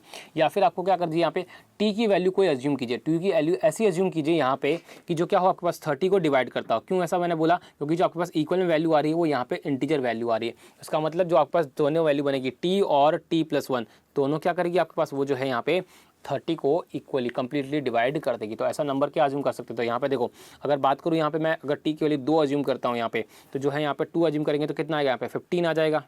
अगर मैं बात करूँ यहाँ पे सॉरी, तो अगर मैं बात करूँ यहाँ पे तो मैं 50 अगर 2 अज्यूम करता हूँ, टी की वैल्यू अगर मैं 2 अज्यूम करता हूँ तो यहाँ पे कितना आ जाएगा 15 आ जाएगा, और यहाँ पे 2 करूँगा तो 3 यानी कि 10 आ जाएगा। इसका डिफरेंस कितना है 5 है, इसका मतलब ये तो नहीं होगा 2 तो नहीं होगा, तो 3 कर सकते हैं क्या, तो 3 करोगे तो आप यहाँ पे 10 आ जाएगा। लेकिन ये तो कम्प्लीटली 4 जो है आपको कम्प्लीटली यहाँ पे डिवाइड नहीं करेगा 30 को, तो यहाँ पे 3 अज्यूम नहीं करेंगे। तो उसके बाद क्या करते हैं 4 अज्यूम करेगा, तो 4 तो ऑलरेडी आपका 30 को डिवाइड नहीं करता कम्प्लीटली, तो 4 भी नहीं। तो अब क्या करते हैं टी की वैल्यू 5 अज्यूम कर लेते हैं, तो 5 करेंगे तो क्या आएगा 5 से डिवाइड करो 30 को, कितना आएगा 6 आ जाएगा, और यहाँ पे कितना आ जाएगा 6 हो जाएगा, t+1 6 हो जाएगा, तो 6 को 30 को डिवाइड करो 6 से कितना आएगा 5, तो दोनों का डिफरेंस कितना है 1 आ गया। इसका मतलब जो है टी की वैल्यू हमारे पास कितनी हो जाएगी 5 आवर्स, यानी कि ओरिजिनली जो है वो यानी कि इनिशियली अगर हम बात करें तो ट्रेन कितना टाइम लेती है, वो 5 आवर्स यहाँ पे टाइम लेती है। तो आंसर क्या हो जाएगा हमारे पास में, क्वांटिटी 1 का क्वेश्चन जो है वो 5 आवर्स यहाँ पे हमारे पास आंसर हो जाएगा। तो आई होप आपको समझ में आया होगा कि इस टाइप का जो क्वेश्चन था आपके पास वो कैसे आपको सॉल्व करना था। अब इसको मैं इरेज कर देता हूँ सारी चीज़ों को, और बात करते हैं यहाँ पे क्वांटिटी 2 के क्वेश्चन के बारे में। तो क्वांटिटी 2 का क्वेश्चन जो हमें क्या बोलता है, यहाँ पे बोला गया है usual time of a man who when walks at 3/4 of his usual pace reaches his office 20 minute ले। तो वो क्या होता है इस केस में, अगर वो बात करें यहाँ पे तो अपनी स्पीड का कितना चलता है, यहाँ पे स्पीड का 3/4 चलता है, तो उस केस में जो है उससे यहाँ पे 20 मिनट का डिले यहाँ पे हो जाता है। तो देखो आपको मैंने ऐसा क्वेश्चन आपको ऑलरेडी करवाया हुआ है यहाँ पे। अगर बात करें यहाँ पे तो ट्रेन वाले टॉपिक में देखो यहाँ पे क्या दे रखा है, स्पीड का रेशो हमें क्या दे रखा है यहाँ पे, वो 3:4 का दे रखा है आपके पास ये। और अगर बात करें तो यहाँ पे न्यू हो जाएगा ये, और ये ओल्ड हो जाएगा, ठीक है। तो यहाँ पे अगर बात करें स्पीड का रेशो ये है, तो टाइम का रेशो क्या हो जाएगा पास में 4:2, यहाँ पे क्या आ जाएगा 3 हो जाएगा। तो इस केस में जो है आपका 20 मिनट ज़्यादा लग रहे हैं। तो अगर रेशो अकॉर्डिंग बात करें तो कितना ज़्यादा लग रहा है 1 ज़्यादा लग रहा है, तो 1 की वैल्यू कितनी आ गई 20 मिनट हो गई। तो मुझे अगर बात करूँ यहाँ पे तो क्या पूछेगा हमसे यूजुअल टाइम, यानी कि आपके पास इनिशियल अमाउंट ऑफ टाइम कितना, तो 3 आएगा, तो 3 की वैल्यू कितनी आ जाएगी पास में, वो 60 हो जाएगी। 60 मिनट यानी कि कितना हो जाएगा पास में, वो हो जाएगा 1 आवर जो है आपके पास यहाँ पे क्या हो जाएगा, ओरिजिनली उसको टाइम यहाँ पे लगेगा। तो देखो 5 आवर्स आपके पास क्वांटिटी 1 की वैल्यू होगी, और क्वांटिटी 2 की वैल्यू कितनी हो गई 1 आवर होगी। तो कौन सा बड़ा हो जाएगा, सिंपल सी बात है क्वांटिटी 1 जो है यहाँ पे बड़ा हो जाएगा, यानी कि ऑप्शन ए जो है हमारा यहाँ पे करेक्ट आंसर हो जाएगा। तो आई होप आपको समझ में आया होगा कि यहाँ पे जो है इस टाइप का क्वेश्चन जो है वो कैसे सॉल्व करना था। तो ये सारी चीज़ें मैं आपको ऑलरेडी ट्रेन वाले टॉपिक में समझा चुका था, वहाँ मैं आपको ये सारी चीज़ें बता चुका था। तो अब वहाँ से जो है आपको चीज़ें क्लियर हो गई होंगी। तो आई होप आपको समझ में आया होगा कि जो क्वेश्चन था इसे कैसे हमें सॉल्व करना था, क्या आपके पास तरीका या क्या अप्रोच आपको यहाँ पे लगानी थी। अब बात करते हैं यहाँ पे नेक्स्ट क्वेश्चन को लेते हुए। तो नेक्स्ट क्वेश्चन देखते हैं, हमारे पास क्वेश्चन नंबर 7 है, वो देख लेते हैं क्वेश्चन नंबर 7 हमें क्या दे रखा है। देखो क्वेश्चन नंबर 7 की अगर हम बात करें यहाँ पे, तो देखो यहाँ पे क्वेश्चन नंबर 7 जो है इसको काट दीजिए। यहाँ पे क्वेश्चन नंबर 7 का हमें क्या बोला गया है कि number of ways of drawing 3 balls from a box containing 5 white and 7 red balls if at least 1 white ball is to be included in the draw. देखो यहाँ पे ये क्वेश्चन जो आपके पास आता है यहाँ पे वो परमुटेशन कॉम्बिनेशन वाले पार्ट से आपके पास आता है। अब परमुटेशन कॉम्बिनेशन वाले पार्ट की अगर हम बात करें यहाँ पे, तो परमुटेशन कॉम्बिनेशन का जो पार्ट है उसमें यहाँ पे पता है कि क्वेश्चन को कैसे सॉल्व करते हैं कि देखो हमारे पास जो अगर बॉक्स करें यहाँ पे, तो बॉक्स में कितने वाइट बॉल हैं, वो 5 वाइट बॉल है, 7 रेड बॉल है। हमसे क्या बोला गया यहाँ पे कि हमें 3 बॉल ड्रॉ करनी है, 3 बॉल हमें पिक करनी है। तो यहाँ पे कॉम्बिनेशन वाला पार्ट हो गया हमारे पास में। तो अगर बात करें इसमें 3 बॉल पिक करनी है, तो यहाँ पे अगर बात उसमें क्या बोला गया कि एक बॉल तो कम से कम वाइट होनी चाहिए। इसका मतलब क्या हो कि यहाँ पर एक बॉल तो वाइट होनी चाहिए। वो एक भी हो सकती है, 2 भी हो सकती है, तीनों की हो सकती है, लेकिन ऐसा नहीं होगा कि सारे के सारे रेड हो, क्योंकि कम से कम एक तो वाइट होनी ही चाहिए। तो अगर हम पिक करेंगे यहाँ पे, तो कितनी वाइट और कितनी रेड पिक करेंगे, तो एक तो वाइट होनी चाहिए। अगर एक वाइट है तो बाकी कितनी होगी फिर रेड, तो रेड बाकी 2 हो जाएंगी।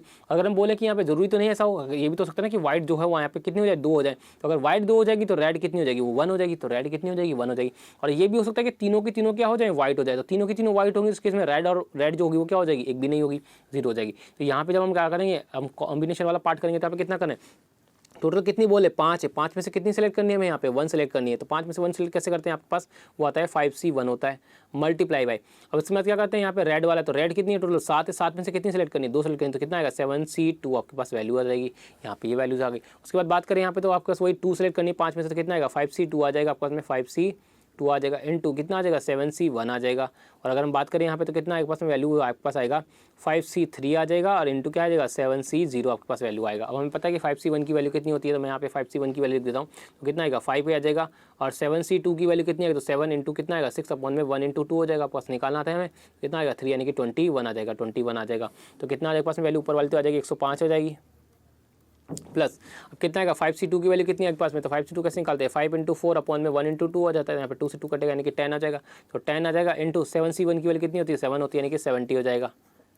प्लस यहाँ पे कितना आएगा, 5C3 की वैल्यू कितनी होती है, जो 5C3 की वैल्यू होगी वही 5C2 की वैल्यू होगी, हमें पता है यहाँ पे। तो 10 इंटू कितना आएगा पास में, अब 7C0 की वैल्यू कितनी होती है, 1 होती है, यानी कितना आएगा पास में वैल्यू, और 10 आ जाएगी। उसको सबको ऐड कर दी तो कितना आएगा पास में आ जाएगा, वो 185 जो है आपके पास यहाँ पे नंबर ऑफ वेज हो जाएंगे यहाँ पे क्वांटिटी 1 में। कि इतने तरीके से हम जो है यहाँ पे उस एक वाइट बॉल, एटलीस्ट एक वाइट बॉल और बाकी रिमेनिंग जो है रेड बॉल्स को हम यहाँ पे कलेक्ट कर सकते हैं। तो आपकी बात समझ में आ गया होगा कि जो क्वेश्चन था हमारे पास में वो कैसे हमें सॉल्व करना था। तो एक कॉम्बिनेशन का क्वेश्चन था ऑलरेडी हमारे पास में, जो हमें अच्छे से पता है कि इस टाइप के क्वेश्चन जो होते हैं वो कैसे होते हैं। यहाँ पे अब बात करते हैं, यहाँ पे क्वांटिटी 2 की बात करते हैं। क्वांटिटी 2 की हमारे पास क्या आ जाएगी, क्वांटिटी 2 का जो क्वेश्चन हमें क्या बोलता है यहाँ पे कि number of different photographers, there are 5 boys and 3 girls in a family, they are photographed in a group of 2 boys and 1 girl. तो हमारे पास क्या करना है यहाँ पे, कितने लोग हैं, कितने बॉयज़ हैं, 5 बॉयज़ हैं, और हम बात करते हैं 3 गर्ल्स हमारे पास यहाँ पे 5 बॉयज़ और 3 गर्ल्स है। और उसमें क्या करना है, हमें एक फोटोग्राफ लेना है, उसमें 2 बॉयज़ और 1 गर्ल्स होनी चाहिए, यानी कि 3 लोगों का हमें एक ग्रुप सेलेक्ट करना है, 5 बॉयज़ और 3 गर्ल्स में से। तो कैसे करेंगे यहाँ पे, वही तरीका हमारे पास जो पिछले वाला क्वेश्चन था, ऊपर वाला ही जो हमारे पास में था क्वांटिटी 1 वाला, वैसे करना है। तो 5 बॉयज़ हमारे पास में है और 3 गर्ल्स हमारे पास में है। तो हमें क्या करना है, बॉयज़ कितने सेलेक्ट करने हैं, 2, तो कितना आएगा 5C2 हमारे पास आ जाएगा। और गर्ल्स कितनी सेलेक्ट करनी है, 1, तो कितना आएगा 3C1 हमारे पास यहाँ पे आ जाएगा। तो 5C2 की वैल्यू हमें पता है ऑलरेडी 10 थी, और इसकी वैल्यू कितनी आ जाएगी 3, यानी कितना आ जाएगा 30। तो कितने तरीके हमारे पास होंगे, तो वो हमारे पास हो जाएंगे 30 तरीके हमारे पास यहाँ पे हो जाएंगे। तो हमें पता है कि 185 और 30 में से कौन बड़ा होगा, क्वांटिटी 1 यानी कि 185 हमारे पास यहाँ पे बड़ा हो जाएगा। तो आंसर कौन सा हो जाएगा हमारे पास में, ऑप्शन नंबर ए जो है हमारा यहाँ पे करेक्ट आंसर हो जाएगा। तो आई होप आपको समझ में आया होगा जो हमारे पास कॉम्बिनेशन का क्वेश्चन था उन्हें किस तरह से हमें यहाँ पे सॉल्व करना होता है। बात करते हैं यहाँ पे नेक्स्ट क्वेश्चन को लेते हुए। तो नेक्स्ट क्वेश्चन आता है हमारे पास में क्वेश्चन नंबर 8, देख लेते हैं वो हमें क्या दे रखा है। क्वेश्चन नंबर 8 की बात करें तो देखो क्वेश्चन नंबर 8 जो है आपका वो एज वाले क्वेश्चन से है। हमारा ऑलरेडी मैं आपको बता चुका हूँ कि एज वाले क्वेश्चन जो है उसे कैसे सॉल्व करते हैं यहाँ पे। तो बात करते हैं हमें क्या बोला गया, 5 year ago B's age was 3 times that of A. तो अगर मैं बात करूँ यहाँ पे, अगर मैं बात करूँ ए और बी के एज का रेशियो, तो कितना है यहाँ पे पास में, वो क्या है यहाँ पे 1:3 बनेगा। और ये कब की एज है, लेकिन ये 5 ईयर एगो की है, तो -5 ईयर आपको पता है मैंने इस तरह से किया था। अब तो आगे बोला है 10 ईयर होगा, यानी कि 10 साल पहले, B's age is half of that of C. तो यहाँ पे क्या करेंगे, 10 साल पहले की अगर बात करें यहाँ पे, तो बी और सी की जो है, बी की जो एज है वो सी का हाफ, यानी कि अगर वो 2 है तो यहाँ पे सी की बी कितना होगा, 1 हो जाएगा यहाँ पे। वो कब है यहाँ पे, 10 साल पहले। अब बोला क्या क्या यहाँ पे कि सी की प्रेजेंट एज इज़ 36 ईयर्स। अगर सी की प्रेजेंट एज अगर 36 ईयर है तो 10 साल पहले कितनी थी, तो वो कितनी थी 26 थी। यानी कि 2 की वैल्यू कितनी हो जाएगी पास में 26, तो 1 की वैल्यू कितनी हो जाएगी आपके पास 13 हो जाएगी। यानी बी कितने साल का होगा 10 साल पहले, तो 10 साल पहले जो बी है वो 13 साल का था। तो 10 साल पहले अगर 13 साल का था तो 5 साल पहले कितने साल का होगा, तो 5 साल पहले जो हो जाएगा यहाँ पे वो 18 साल का हो जाएगा। 5 साल पहले वो कितना हो जाएगा यहाँ पे 5 साल पहले, यानी कि वो 18 साल का हो जाएगा। 3 की वैल्यू कितनी होगी हमारे पास 18 हो गई, तो 1 की वैल्यू कितनी आ जाएगी 6 साल। यानी कि अगर बात करें हम ए की, तो ए की जो 5 साल पहले एज कितनी थी वो थी हमारे पास में यहाँ पे वो थी 6 साल थी। अब हमसे क्या पूछा है क्वांटिटी 1 में कि ए की करंट एज, तो ए की करंट एज क्या है यहाँ पे, तो ए की करंट एज 6 साल नहीं है, 5 साल पहले की, तो करंट एज कितनी हो जाएगी 11 साल हो जाएगी। यानी 5 प्लस उसमें ऐड कर देंगे तो 11 साल आ जाएगा। इसके बाद क्या बोला है difference between the C's age and B's age, C और बी की एज का आपको यहाँ पे डिफरेंस आपको बताना है। तो देखो यहाँ पे सी की एज कितनी थी यहाँ पे 10 साल पहले वो 13 साल थी, और सी की एज नहीं बी की एज 10 साल पहले कितनी थी 13 साल थी, और सी की जो है 10 साल पहले वो एज कितनी थी 26 साल थी। अब देखो एज डिफरेंस मैंने आपको ऑलरेडी बताया था एज वाले क्वेश्चन में कि age difference same time duration के लिए हमेशा सेम होता है यहाँ पे। तो 13 साल ये थी आपके पास में और ये कितनी थी आपके पास 26 साल थी, डिफरेंस कितना है 13 साल का, तो 13 साल का इनका बीच का डिफरेंस हो जाएगा। तो यहाँ पे देखो कौन सी क्वांटिटी बड़ी होगी 11 साल या 13 साल, तो हमारे पास होगा सिंपल सी बात है 13 साल की क्वांटिटी 2 जो है हमारी यहाँ पे बड़ी हो जाएगी। तो आंसर कौन सा हो जाएगा हमारे पास में ऑप्शन नंबर बी जो है हमारा यहाँ पे करेक्ट आंसर हो जाएगा। तो आई होप आपको समझ में आया होगा कि इस टाइप का जो क्वेश्चन था आपको वो कैसे सॉल्व करना था। एज वाला क्वेश्चन था, सिंपल क्वेश्चन था। आपको यहाँ पे जो मैंने आपको तरीके बताए हैं एज वाले क्वेश्चंस में उसी को यूज़ करते हुए उन्हीं मेथड का इस्तेमाल करते हुए जो है आपको ये क्वेश्चन सॉल्व करना था। तो आई होप आपको समझ में आ गया होगा कि इस टाइप का जो क्वेश्चन है आपको वो किस तरह से सॉल्व करना था। अब इसके बाद बात करते हैं यहाँ पे नेक्स्ट क्वेश्चन को लेते हुए। तो क्वेश्चन नंबर 9 हम देखते हैं कि क्वेश्चन नंबर 9 हमें क्या दे रखा है और किस तरह से इसको सॉल्व करना है। तो क्वेश्चन नंबर 9 जो मैं बोला गया वही हमारे पास पहला क्वेश्चन जो आता है क्वांटिटी 1 का वो हमारे पास आता है यहाँ पे discount and profit and loss का क्वेश्चन था। हमें क्या बोला गया cost price of an article having mark price, ठीक है 400 रुपीज़। तो यहाँ पे अगर हम बात करें तो मार्क प्राइस हमें यहाँ पे दे रखी 400 और हमें कॉस्ट प्राइस पूछी गई है which when sold at 20% discount still make a gain of 60%। तो अगर 20% डिस्काउंट में बेचता है तब भी उसको 60% का यहाँ पे क्या होता है प्रॉफिट होता है। अब हमें पता है कि जब कॉस्ट प्राइस दे रखी हो, मार्क प्राइस दे रखी हो, डिस्काउंट दे रखा हो और प्रॉफिट परसेंट दे रखा हो, प्रॉफिट परसेंट या लॉस परसेंट दे रखा हो, तो हमारे पास जो है इस क्वेश्चन को कैसे सॉल्व करते हैं या इनके बीच में जो रिलेशन बनता है वो कैसे बनता है। तो हमें पता है वो क्या होता है हमारे पास में CP अपॉन में MP इज इक्वल टू क्या होता है हमारे पास में 100 माइनस डिस्काउंट अपॉन में 100 प्लस P। अगर आपके पास लॉस है तो माइनस L हो जाता है यहाँ पे। तो उस केस में आपके पास जो फॉर्मूला बनता है तो उसको सॉल्व कर लीजिए यहाँ पे। तो प्रॉफिट MP की वैल्यू हमें कितनी दे रखी है, CP की वैल्यू तो हमें फाइंड करनी है, MP की वैल्यू कितनी दे रखी है हमें 400 दे रखी है, और डिस्काउंट कितना देगा 20%, यानी कि कितना आ जाएगा ऊपर में 80 आ जाएगा, और डिवाइड में कितना आ जाएगा 160 हमारे पास यहाँ पे वैल्यू आ जाएगी। तो उसको फर्दर सॉल्व कर लीजिए यहाँ पे। तो कितना आपके पास वैल्यू कितना आ जाएगा, इसको सॉल्व कर दीजिए, 0 से 0 चला जाएगा, 8 से कितनी बार जाएगा आपके पास वैल्यू, तो 8 से कटेगा ये 2 बार चला जाएगा, 2 से कितना जाएगा 200, यानी कि आपके पास CP की वैल्यू कितनी आ जाएगी पास में, तो CP आपके पास आ जाएगा यहाँ पे 200 रुपये। तो CP की वैल्यू कितनी जाएगी पास में यहाँ पे वो आ जाएगी आपके पास में 200 रुपये आपके पास यहाँ पे वैल्यू आ जाएगी। तो क्वांटिटी 1 कितनी आ जाएगी हमारे पास में, क्वांटिटी 1 आ जाएगी हमारे पास में 200 रुपये। अब बात करते हैं यहाँ पे नेक्स्ट क्वेश्चन की बात करते हैं, इसमें क्वांटिटी 2 की बात करें यहाँ पे। तो इसको अरेंज कर देता हूँ सारा को पहले एक बार। हमें क्या बोला गया यहाँ पे कि cost price of an article which is sold is at 14% profit. तो यहाँ पे क्या बोला गया हमें कि एक आर्टिकल जो है 14% के प्रॉफिट पर बेचा गया है। इसके बाद आगे बोला गया हमें क्या बोला गया and if cost price and selling price both are 250 rupees less. तो यहाँ पे अगर बात करते हैं यहाँ पे दोनों को कम कर दिया है 250 रुपये दोनों को यहाँ पे इनिशियल वाली वैल्यू से कम कर दिया जाए तो उस केस में जो प्रॉफिट है वो कितना होता है 9% का हमें यहाँ पे प्रॉफिट होता है। तो इस टाइप का क्वेश्चन जो है वो भी हम यहाँ पे प्रॉफिट एंड लॉस में देख चुके हैं। वो कैसे करते हैं यहाँ पे कि 14% है, तो 14% को मैं क्या लिख सकता हूँ यहाँ पे 14 अपॉन में 100 लिख सकता हूँ, या फिर इसको फर्दर लिखे तो 7/50 लिख सकते हैं। तो 50 क्या हो गया आपके पास में कॉस्ट प्राइस हो जाएगी, ये कॉस्ट प्राइस, और ये हमारे पास क्या हो जाएगा सेलिंग प्राइस हो जाएगी। तो 50 हमारे पास कॉस्ट प्राइस हो जाएगी, तो सेलिंग प्राइस कितनी हो जाएगी 57 हो जाएगी यहाँ पे, कोई दिक्कत नहीं। उसके बाद बात करें यहाँ पे तो देखो 9% क्या हो रहा है इसको बाद में अगर बात करें तो 9% हमारे पास क्या हो रहा है लॉस हो रहा है। तो 9% का मतलब कितना होता है 100 रुपीज़ अगर CP है तो 109 रुपये जो है हमारे पास क्या हो जाएगा यहाँ पे वो हो जाएगा हमारे पास में 109 रुपये जो है सेलिंग प्राइस हो जाएगा। तो अब बात करें हम यहाँ पे तो देखो अगर आपने यहाँ पे कॉस्ट प्राइस और सेलिंग प्राइस दोनों को इक्वली कम किया है यहाँ पे पिछले वाली वैल्यू से, तो उस केस में जो आपका कॉस्ट प्राइस और मार्क प्राइस का जो रेशो डिफरेंस होगा वो फिर भी यहाँ पे क्या हो जाएगा सेम हो जाएगा। तो यहाँ पे कॉस्ट प्राइस और मार्क प्राइस का रेशो क्या हो जाएगा आपको जो डिफरेंस जो होगा वो यहाँ पे कम हो जाएगा, क्योंकि ऐसा क्वेश्चन जब यहाँ पे प्रॉफिट एंड लॉस में हम देख चुके हैं यहाँ पे। तो देखो यहाँ पे डिफरेंस कितना है 7 का है और यहाँ पे डिफरेंस कितना है 9 का है, जबकि दोनों जगह क्या होना चाहिए सेम होना चाहिए। उसको मल्टीप्लाई कैसे करेंगे 9 से, उसको मल्टीप्लाई कैसे करेंगे आप 7 से। तो हमारे पास नया रेशो क्या बनेगा CP और SP का, तो नया रेशो बनेगा हमारे पास 9 से मल्टीप्लाई कर दीजिए 450 आ जाएगा, और यहाँ पे इसको 9 से मल्टीप्लाई कीजिए कितना आएगा तो 63 आ जाएगा, और 45 + 6 कितना आएगा 51 आ जाएगा आपके पास वैल्यू कितना आ जाएगा 513 आ जाएगा। इसके बाद इसको कितने मल्टीप्लाई करेंगे, 9 से, तो कितना आएगा बस में 900 आ जाएगा, सॉरी 7 से मल्टीप्लाई करेंगे ना, बिल्कुल उसको 7 से मल्टीप्लाई करिए, 700 आ जाएगा पास में, वैल्यू कितना आ जाएगा 700 आ जाएगा। इसको 7 से मल्टीप्लाई करिए तो कितना आएगा बस में, तो 63 और ये 7 आ जाएगा। तो यहाँ पे देखो कितना डिफरेंस आ रहा है, तो यहाँ पे देखो कितना डिफरेंस आ रहा है, 250 का डिफरेंस आ रहा है। देखो यहाँ भी क्या 250 का डिफरेंस आ रहा है, तो देखो हाँ बिल्कुल यहाँ पे भी हमें पास 250 का डिफरेंस आ रहा है। तो हमें पता है कि यहाँ पे 250 का डिफरेंस आ रहा है। इसका मतलब जो है पुराना प्रीवियस सीपी होगा वो कितना हो जाएगा पास में, वो 450 हो जाएगा।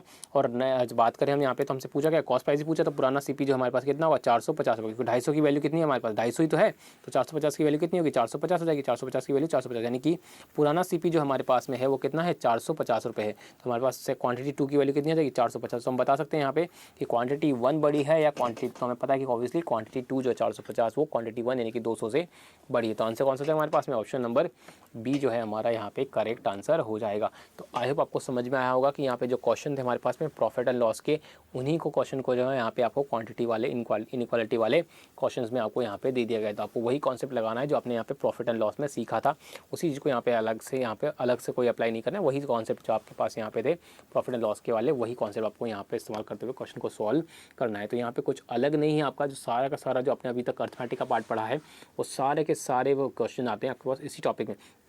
तो अगर आपका अर्थमेटिक वाला पार्ट क्लियर हो जाता है तो इसके क्वेश्चन जो आप इजीली सॉल्व कर पाओगे यहाँ पे, तो बिल्कुल भी टफ नहीं होंगे, बिल्कुल इजी होंगे। बस आपका अर्थमेटिक क्लियर होना बहुत ज़रूरी हो जाता है। इसके बाद बात करें यहाँ पे तो क्वेश्चन नंबर 10 ले लेते हैं, हमारे पास नेक्स्ट क्वेश्चन आता है। तो क्वेश्चन नंबर 10 देखते हैं क्या दे रखा है। बोला गया average income of whole group is group of 75 people. आपको बोला गया 75 पीपल हैं। उसके बाद क्या बोला है, if the average income of man in a group is 4200 rupees and that of women is 4000। तो आपको बताना है यहाँ पे जो है मैन की जो एवरेज है, जो आपको एवरेज जो इनकम दे रखी है वो 4200 है, और वुमेन की जो है वो 4000 आपको यहाँ पे दे रखी है। और रेशियो क्या दे रखा है टोटल मैन और टोटल वुमेन का, वो 8:7 है। अब देखो आपको मैंने बताया था एवरेज वाले पार्ट में कि आपके पास टोटल क्वांटिटी की रिक्वायरमेंट नहीं होती है, आपको क्वांटिटीज़ का रेशियो दे रखा है ना, तो वो भी आपको काफ़ी है यहाँ पे। तो उसी से हमारे पास क्वेश्चन सॉल्व हो जाता है। तो हमारे पास क्या करेंगे यहाँ पे, ये क्वेश्चन हम एलिगेशन से सॉल्व कर देंगे। तो आपके पास क्या लगाएंगे, मैन और वुमेन लगा देंगे यहाँ पे। तो मैन की एवरेज कितनी है 4200 है और वुमेन की कितनी है 4000 आपके पास में। तो आपके पास बताना है कि एवरेज कितनी बनेगी दोनों को मिला के। तो रेशियो क्या बनेगा यहाँ पे तो एलिगेशन आप लगाओगे तो वो किसका बनेगा, नंबर ऑफ क्वांटिटीज़ का रेशियो आपका यहाँ पे बन जाएगा। तो ये चीज़ मैं आपको ऑलरेडी बता चुका था। अब यहाँ पे देखो यहाँ पे कैसे निकालते हैं इसकी वैल्यू, कैसे निकालते हैं, तो हम क्या करते हैं दोनों का डिफरेंस निकालते हैं, कितना आएगा 200। और 200 की जो वैल्यू उसको हमें क्या करना है यहाँ पे 8:7 के रेशियो में हमें यहाँ पे डिवाइड करना है। तो कैसे करते हैं हम यहाँ पे, तो देखो इसकी वैल्यू किसकी बराबर हो जाएगी 8 + 7 यानी कि 15 हो जाएगा। तो 15 की वैल्यू हो जाएगी, तो यहाँ से हम क्या निकाल सकते हैं, दोनों तरफ कैसे डिवाइड करते हैं 5 से, तो कितना आएगा 3 आ जाएगा। और इसको 5 से डिवाइड करो कितना आएगा 40 आ जाएगा।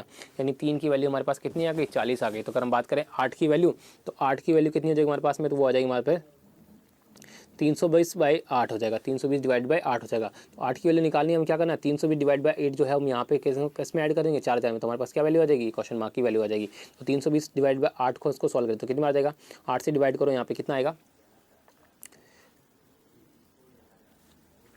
अच्छा ये कितना आया था 8 की वैल्यू कितनी होगी तुम्हारे पास में यहाँ पे, वो आ गई थी 40 डिवाइड बाई 3 × 8 ना, हाँ तो कितना आएगा हमारे पास में वैल्यू, तो आएगा इसको सॉल्व करिए तो कितनी बार जाएगा 4 बार जाएगा, 4 आ जाएगा। कितनी बार बचेगा यहाँ पे,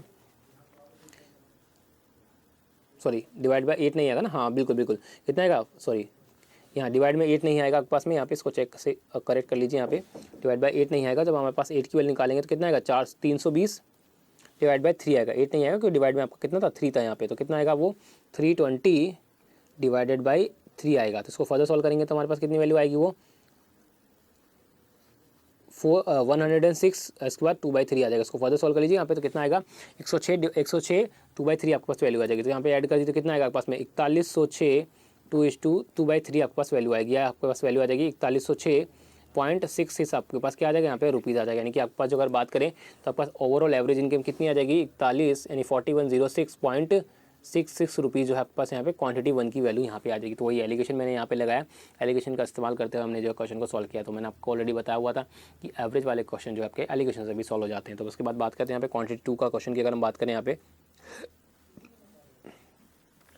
क्वांटिटी 2 का क्वेश्चन भी हम देख लेते हैं। यहाँ पे क्वांटिटी 2 का क्वेश्चन हमें क्या दे रखा है यहाँ पे, ये कितना आया था 4106 6.66 रुपीज़ आ गया था। अब बात करते हैं सेकंड क्वेश्चन को लेकर, तो हमें क्या बोला गया, एवरेज इनकम ऑफ 20 पीपल्स, ठीक है, which decreases by 150 rupees if a person with the income of 1000 rupees join them. तो यहाँ पे अगर आपके पास क्वेश्चन है, इसका क्वेश्चन हम यहाँ पे ऑलरेडी कर चुके थे, एवरेज वाले पार्ट में आपको समझाया था कि जब कोई पर्सन ज्वाइन करता है तो उस केस में किस तरह से करते हैं क्वेश्चन। तो पहले 20 थे, तो पहले 20 से इनकम कितनी थी मुझे नहीं पता, यहाँ पे कुछ भी होगी रैंडमली XAI मान लेते हैं।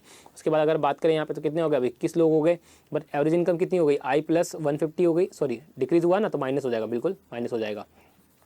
तो क्वेश्चन मैंने कैसे करवाया था, यहाँ पे +1 बढ़ गया है, यहाँ पे कितना हो गया, माइनस का 150 हो गया, कितना हो गया, माइनस का 150। जैसे मल्टीप्लाई करते हैं इसको I से मल्टीप्लाई कर देंगे और 150 को यहाँ पे किससे मल्टीप्लाई करेंगे, आप 21 से मल्टीप्लाई करेंगे, तो ये वैल्यू किसके बराबर आ जाएगी, जो ज्वाइन किया उस वैल्यू की वैल्यू आ जाएगी। तो यानी कि 1000 बराबर कितना आ जाएगा पास में वैल्यू, वो आ जाएगा I माइनस 21 इंटू 150 आपके पास वैल्यू आ जाएगी। इसको फर्दर सॉल्व कर लीजिए तो यहाँ पे कितना आएगा, I बराबर कितना आ जाएगा पास में वैल्यू, I बराबर कितना आ जाएगा पास में 1000 प्लस ये किधर जाएगा, उधर ऐड हो जाएगा तो यहाँ पे क्या आ जाएगा 0, 15 कितना आ जाएगा, 15 आ जाएगा, कितना बचा 1 तो 30, और ये कितना आ जाएगा, इसको मल्टीप्लाई कीजिए तो कितना आपके पास में वो 31 आ जाएगा, 31। तो इसको सॉल्व कर लीजिए, यहाँ पे कितना आएगा 4150, यानी कि आपके पास 4150 रुपये जो है आपके पास क्या आ जाएगी, इनकम आ जाएगी इनिशियली। अगर हम बात करें यहाँ, सॉरी अगर हम बात करें यहाँ पे तो इनिशियली इनकम जो थी यहाँ पे, एवरेज इनकम कितनी थी यहाँ पे, वो 4150 रुपये थी यहाँ पे। तो आपके पास क्या आ जाएगा आपके पास आंसर, ये क्वांटिटी 2 की जो आपके पास कितनी आ गई यहाँ पे, तो क्वांटिटी 2 जो आपके पास यहाँ पे आ गई है वो कितनी आ गई है, अगर बात करें तो वो 4150 आ गई है। और अगर बात करें यहाँ पे क्वांटिटी 1 की वैल्यू, तो क्वांटिटी 1 की वैल्यू हमारे पास कितनी 4106.66 थी। तो उसके मतलब हमारा आंसर कौन सा हो जाएगा,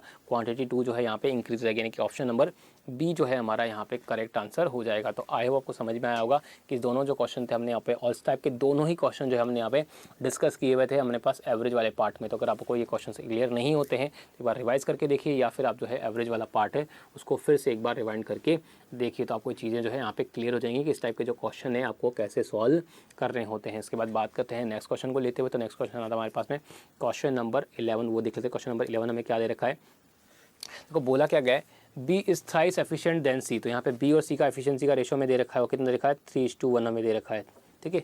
B and C can complete a work in 45/2, यानी कि इतने टाइम में वो काम कंप्लीट करते हैं दोनों मिलके। तो टोटल वर्क कितना हो जाएगा, हम यहाँ से निकाल सकते हैं टोटल वर्क कितना हो जाएगा, time, total time into efficiency, और एफिशिएंसी कितनी है आपके पास में 3+1 यानी कि 4 हो जाएगा, यानी कि इसको काट दीजिए यहाँ पे। तो टोटल वर्क हमारे पास कितना आ जाएगा, यहाँ पे 90 हमारे पास टोटल वर्क आ जाएगा। यहाँ से क्लियर हो गया होगा आपको किस तरह से यहाँ पे क्वेश्चन सॉल्व किया। आगे क्या बोले गया, A takes 50% more days than the days taken by A and B to complete the same work. तो यहाँ पे अगर हम बात करते हैं हमें किसका रेशो दे रखा है यहाँ पे, तो हमें सीधे सिंपल सी रेशो में दे रखा है, वो यहाँ पे इनके नंबर ऑफ टाइम का रेशो दे रखा है। तो ए और ए बी की अगर हम बात करें तो रेशो क्या दे रखा है यहाँ पे, वो 3:2 का रेशो में दे रखा है यहाँ पे टाइम का।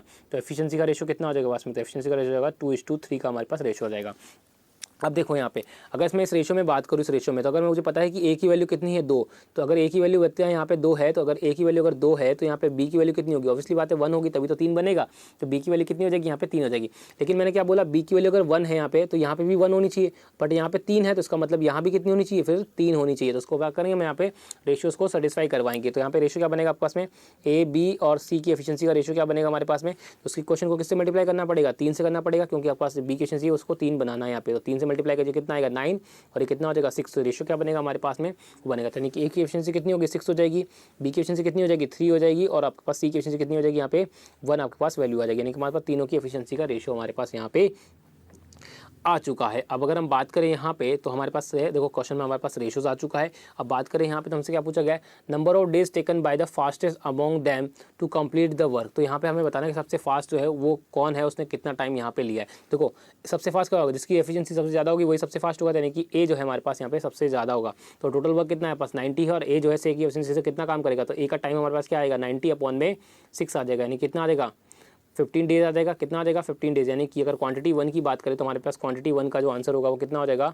15 डेज जो है हमारे पास क्वांटिटी 1 का यहाँ पे टाइम हो जाएगा। उसके बाद क्या बोला गया, time taken by A and C to complete the work together. तो अगर बात करें यहाँ पे ए और सी मिलके जब काम करते हैं यहाँ पे, तो उस केस में जो आपको यहाँ पे टाइम बताना। आप देखो चाहो तो आप इस क्वेश्चन को सॉल्व कीजिए क्वांटिटी 2 वाले को, या फिर आपको पता है कि यहाँ पे ए जो अगर अकेला सबसे ज़्यादा फास्ट कौन है यहाँ पे ए है, तो ए जो अकेला 15 दिन में काम करता है। अब ए जो है किसी और के साथ काम करेगा, सी के साथ मिलकर, किसी भी पर्सन के साथ काम मिलकर करेगा, तो ऑब्वियसली बात है उससे 15 दिन से कम लगेंगे, यानी कि क्वांटिटी 2 की जो वैल्यू आएगी वो क्या आएगी यहाँ पे, वो बिलो 15 आएगी यहाँ पे, क्योंकि सिंपल सी बात है ए अकेला काम करता है तो 15 दिन लगते हैं, तो ए और सी मिलकर काम काम करेंगे तो ऑब्वियसली 15 से कम टाइम लगेगा। तो इसका मतलब जो आपके पास यहाँ पे आंसर क्या हो जाएगा, क्वांटिटी 1 जो है यहाँ पे वो बड़ी हो जाएगी, यानी कि ऑप्शन ए जो है हमारा यहाँ पे करेक्ट आंसर हो जाएगा। तो आई होप आपको समझ में आया होगा किस तरह से करना है। अगर आप चाहो तो सॉल्व भी कर सकते थे। यहाँ पे कैसे आएगा कि 90 अपॉन में टोटल वर्क था प्लस ए और बी, यानी कि a/7 आ जाएगा, क्योंकि ए और सी मिलकर काम करेंगे तो 90/7 होगा। तो 90/7 जब आप सॉल्व करोगे तो इसकी वैल्यू कितनी आएगी, बिलो 15 आपके पास वैल्यूज़ आएगी। तो आई होप आपको समझ में आया होगा कि जो ये क्वेश्चन था इस क्वेश्चन को कैसे सॉल्व करना था। तो आंसर कौन सा हो जाएगा, इसका ऑप्शन नंबर ए जो है इसका करेक्ट आंसर हो जाएगा, quantity 1 is greater than quantity 2। तो अब बात करते हैं यहाँ पे नेक्स्ट क्वेश्चन को लेते हुए। तो नेक्स्ट क्वेश्चन आता है हमारे पास में क्वेश्चन नंबर 12, वो भी देख लेते हैं। क्वेश्चन नंबर 12 हमें क्या दे रखा है, देखो बोला क्या गया क्वेश्चन नंबर 12 में, a profit observed by a shopkeeper who cheated the whole sales and, यहाँ पे एंड लगा लेना, and the customer both by 10%। तो वो कस्टमर जो एक शॉपकीपर है वो क्या करता है, एक होल सेलर से यहाँ पे कुछ सामान लेके लाता है, तो उसमें क्या करता है वो होल सेलर के साथ भी चीट करता है, और सामान लेके आने के बाद वो क्या करता है कस्टमर को सेल करता है, तो कस्टमर के साथ भी यहाँ पे वो चीट करता है। दोनों केस में कितना चीट करता है वो 10% का यहाँ पे चीट करता है। तो चीट वाले क्वेश्चन हम यहाँ पे ऑलरेडी प्रॉफिट एंड लॉस में हम देख चुके हैं, प्रॉफिट एंड लॉस में चीट वाले क्वेश्चन को कैसे सॉल्व करते हैं। तो आगे क्या बोला गया, the shopkeeper process to sell the goods at the cost price. तो क्या बोला है कि जो शॉपकीपर है वो कस्टमर को क्या बोलता है कि मैं जो सामान है वो किस पर बेचता हूँ, कॉस्ट प्राइस पर अगर बेचता हूँ। तो उस केस में जो है यहाँ पे मुझे जो बात करें यहाँ पे, तो उस केस में जो है उसको बात हमें क्या पता करना है कि उसे प्रॉफिट कितने का हुआ था। इस टाइप के जो क्वेश्चन है उसको कैसे सॉल्व करते हैं यहाँ पे, तो मैं आपको बता देता हूँ कि देखो मान लेते हैं कि जो कोई भी आर्टिकल उसने खरीदा उसकी प्राइस कितनी चल रही है, कॉस्ट प्राइस जो है, अगर वो होलसेलर से खरीदता है, इसकी मतलब अगर बात करें यहाँ पे जो शॉपकीपर है अगर वो होलसेलर से खरीदेगा तो उसके लिए वो कितने रुपये में खरीदेगा, मान लेते हैं कि उसकी जो शॉप होलसेलर ने प्राइस जो बताई होगी शॉपकीपर को वो 100 रुपीज़ में 100 ग्राम बताई होगी। उसको प्राइस जो है उसने होलसेलर ने शॉपकीपर को क्या प्राइस बताई कि 100 रुपीज़ में 100 ग्राम आइटम आता है। लेकिन वो उसने क्या किया, शॉपकीपर ने चीटिंग करी। तो चीटिंग करी इसका मतलब क्या, उसने चीटिंग कैसे करी, क्या 10 रुपये कम दिए, नहीं, उसने 100 रुपये तो दिए लेकिन सामान जो है उसने क्या कर दिया 10% ज़्यादा खरीद लिया, तभी तो चीटिंग हुई। इसका मतलब उसने सामान कितना खरीदा, 110 ग्राम जो है उसने सामान खरीद लिया होलसेलर से। मतलब जो 100 रुपये की चीज़ थी उसने वो जो 100 ग्राम आती थी उसकी जगह उसने क्या कर दिया, 100 ग्राम की जगह 110 ग्राम उसने खरीद लिया। तो 10% की क्या हो गई यहाँ पे, चीटिंग हो गई। उसके बाद बात करें यहाँ पे तो नेक्स्ट क्या बोला गया, अब वो सामान लेके आ गया, उसके बाद क्या किया उसने यहाँ पे कस्टमर को सेल किया। तो कस्टमर को क्या बोल रहा है कि वही भाई, वो कस्टमर क्या बोलता है कि 100 रुपये में मैं 100 ग्राम दूंगा, यानी कि कॉस्ट प्राइस पर सेल करने की वो बात करता है। तो यहाँ पे कॉस्ट प्राइस पर सेल करने की जब बात करेगा तो 100 रुपये में 100 ग्राम करने का सेल करेगा। तो इस केस में क्या करेगा, कस्टमर बोलेगा कि ठीक है दे दो, तो वो क्या करेगा, उसने क्या कर दिया खरीदा। तो उसने क्या कर दिया, कस्टमर से कितने रुपये ले लिए, 100 रुपये ले लिए, लेकिन उससे चीटिंग करी। चीटिंग क्या करी इससे कि उसको 10% की चीटिंग करी। इसका मतलब उसको 100 रुपये में 100 ग्राम देना था, लेकिन उसने दिया कितना, 100 ग्राम नहीं 10 ग्राम कम दिया, यानी कि 10%, 100 ग्राम का 10% 10 ग्राम होगा, यानी कि 90 ग्राम ही उसने यहाँ पे उसको दिया है। तो उस केस में आपके पास क्या हो गया, यहाँ पे अगर मैं बात करूं तो जो चीज़ उसने 100 रुपये में खरीदी थी 110 ग्राम और 100 रुपये में कितनी बेची उसने 90 ग्राम, तो उस केस में उसको कितने ग्राम का फ़ायदा हो गया, अगर मैं बात करूं यहाँ पे तो वो हो गया उसको यहाँ पे 10 ग्राम का फ़ायदा हो गया। 10 ग्राम का क्या हो गया उसको यहाँ पे फ़ायदा हो गया, 10 ग्राम का उसको यहाँ पे फ़ायदा हो गया। अगर आपको बात करें यहाँ पे तो क्या कर सकते हैं इस क्वेश्चन को, या तो ऐसे कर लीजिए यहाँ पे, अगर मैं आपको बताता हूँ इसको 2 तरीके से आप सॉल्व कर सकते हैं यहाँ पे। तो 2 तरीके से कैसे सॉल्व करेंगे यहाँ पे तो मैं आपको बता देता हूँ। देखो पहले मैं आपको रुपीज़ वाले टर्म में बताता हूँ, फिर उसके बाद मैं यहाँ पे बताऊँगा आपको जो है क्वांटिटी के टर्म में किस तरह से आपको कैलकुलेट करना। तो रुपीज़ के टर्म में कैसे आएगा कि देखो, तो अगर बात करें यहाँ पे तो सेम पास अगर बात करते हैं यहाँ पे तो हम बात करते हैं कस्टमर को उसने कितने में बेचा, तो कस्टमर को उसने 90 ग्राम बेचा। तो यहाँ पे कस्टमर को 90 ग्राम में बेचा, तो हम यहाँ पे क्या करेंगे, उसने 90 ग्राम चेक करेंगे कि 90 ग्राम जो है उसे मिला कितना होगा, यानी कि उसको 90 ग्राम बेचा है तो 90 ग्राम जो बेचने पर उसको 100 रुपये मिले, तो वही 90 ग्राम यानी कि 90 ग्राम जो है उसको खरीदने में कितने रुपये पैसे खर्च किए होंगे। तो यहाँ पे देखो 110 ग्राम जो है इसको खरीदने के लिए उसको 100 रुपये लगे, तो 90 ग्राम को खरीदने के लिए कितने रुपए लगेंगे। तो यहाँ पे सीपी कितना आ जाएगा, सीपी ऑफ 90 ग्राम्स। तो 90 ग्राम का सीपी कितना आएगा आपके पास में, वैल्यू आएगी वो आ जाएगी पास में वो 100 अपॉन 110 इंटू 90 आ जाएगा। उसको फर्दर सॉल्व कर लीजिए यहाँ पे तो कितना आएगा पास वैल्यू, तो यहाँ पे सॉल्व कर लीजिए वैल्यू कितनी है एक पास में, तो वैल्यू आ जाएगी यहाँ पे, इसको काट दीजिए यहाँ पे 0 से 0 चली जाएगी, तो कितना आएगा 900 अपॉन में 11 आ जाएगा। 900 अपॉन में 11 जो है इसके पास क्या आ जाएगी, वैल्यू आ जाएगी, किसकी आ जाएगी 90 ग्राम की। तो इतनी वैल्यू तो उसके पास क्या आ गई यहाँ पे, वो 90 ग्राम की आ गई। तो ये क्या हो गया पास 90 ग्राम का सीपी हो गया, और 90 ग्राम का एसपी कितना है पास में 100 रुपीज़ है। तो हमें क्या निकालना है प्रॉफिट, तो प्रॉफिट क्या होता है हमारे पास में SP upon SP minus CP होता है। तो प्रॉफिट कितना हो जाएगा पास में 100 माइनस 900 अपॉन में 11 हो जाएगा। इसको फर्दर सॉल्व कर लीजिए तो प्रॉफिट कितना है पास में वो आ जाएगा 200 अपॉन में 11। ये हमारे पास क्या हो गया, प्रॉफिट आ गया। अब हमें क्या निकालना है यहाँ पे, तो हमें निकालना है प्रॉफिट परसेंटेज। प्रॉफिट क्या निकालना हमें, ठीक है। तो हमें क्या निकालना है यहाँ पे, वो प्रॉफिट हमें यहाँ पे निकालना है। तो प्रॉफिट हमारे पास आ जाएगा, ये वैल्यू आ जाएगी। तो यहाँ पे अगर बात करें इसके बाद क्या करते हैं हमारे पास, तो प्रॉफिट आ गया। इसके बाद बात करें हमारे पास नेक्स्ट क्वेश्चन को लेकर, तो नेक्स्ट क्वेश्चन हमारे पास देखते हैं क्वांटिटी 2 जो हमारे पास है। प्रॉफिट पूछा था, profit observe by the shopkeeper who cheated. तो प्रॉफिट कितना है उसके पास में, तो यहाँ पे तो प्रॉफिट जो है आपके पास वो 100 ये नहीं होगा, प्रॉफिट यहाँ पास प्रॉफिट परसेंट आ जाएगा कितना है इसको, क्योंकि आपके पास वैल्यूज़ नहीं निकाल सकते, क्योंकि आपके पास एक्चुअल वैल्यूज़ नहीं पता, एक्चुअल प्राइसेस नहीं पता। तो यहाँ पे आप प्रॉफिट परसेंटेज ही निकालोगे, प्रॉफिट नहीं निकालोगे। तो प्रॉफिट हमारे पास कितना आ गया, 200/11 आ गया। अब बात करें यहाँ पे तो प्रॉफिट परसेंट कैसे निकालते, तो प्रॉफिट परसेंट कैसे निकालते, तो मैं इसको इरेज कर देता हूँ पहले। तो प्रॉफिट परसेंट कैसे निकालेगा हमारे पास में, तो प्रॉफिट परसेंट जो कैसे निकलेगा हमारे पास में, तो प्रॉफिट परसेंट कैसे निकालेगा, प्रॉफिट परसेंट बराबर हमारे पास क्या होता है, प्रॉफिट परसेंट बराबर हमारे पास होता है प्रॉफिट अपॉन में CP इंटू 100। तो देखो प्रॉफिट कितना है पास में 200 अपॉन में 11 है, और CP कितना है हमारे पास में, तो CP हमारे पास कितना आया था अभी, हमारे पास CP आया था यहाँ पे 900 अपॉन में 11 आया था। तो यहाँ पे क्या आएगा 900 अपॉन में 11 आ जाएगा, इनटू कितना आएगा 100 हो जाएगा। तो यहाँ पे 11 से तो 11 कट जाएगा, 0 से 0 कट जाएगी, तो हमारे पास क्या आ जाएगा पास में, वो आ जाएगा 200 अपॉन में 9 हमारे पास क्या आ जाएगा, प्रॉफिट परसेंट हमारे पास यहाँ पे आ जाएगा। तो हमारे पास क्या आ जाएगा प्रॉफिट परसेंट, वो आ जाएगा हमारे पास में यहाँ पे वो आ जाएगा 200/9% जो है हमारे पास प्रॉफिट परसेंट आ जाएगा। अब या तो हमने कैसे निकाला, ये रुपीज़ की टर्म में निकाला, लेकिन अगर मैं बात करूँ आपको यहाँ पे क्वांटिटीज़ की टर्म में अगर आपको निकालना होता तो क्वांटिटीज़ की टर्म में कैसे निकालेंगे, तो हमने बताया आपको क्वांटिटीज़ की टर्म में कैसे निकालते हैं। तो देखो क्वांटिटी की टर्म्स में कैसे निकालेंगे मैं आपको बता देता हूँ, इसको एरेज कर देता हूँ। देखो क्वांटिटी में कैसे निकालेंगे, तब आपके पास प्राइजेस सेम हो, यानी कि SP और CP के आपके पास जो है यहाँ पे टर्म्स जो है यहाँ पे ये दोनों टर्म्स जो आपके पास बराबर दे रखी है, यानी कि अगर हम बात करें यहाँ पे ये प्राइस 100 है, यहाँ भी 100 है। तो उस केस में अगर आपके पास प्राइजेस सेम हो तो उस केस में आप क्वांटिटी टर्म में कैसे निकालोगे, तो यहाँ पे देखो कितना डिफरेंस आ रहा है, 20 का डिफरेंस आ रहा है, यानी क्वांटिटी कितनी क्वांटिटी का उसको प्रॉफिट हुआ 20 का, मतलब 100 रुपये में उसने 110 ग्राम खरीदा, लेकिन बेचा कितना 90 ग्राम, इसका मतलब 20 ग्राम उसके पास बच गए। तो 20 ग्राम का जो इसको क्या हुआ यहाँ पे प्रॉफिट हो गया, 20 ग्राम का यहाँ पे प्रॉफिट हुआ, कितने ग्राम पे प्रॉफिट हुआ, यानी कितना ग्राम बेचा उसने।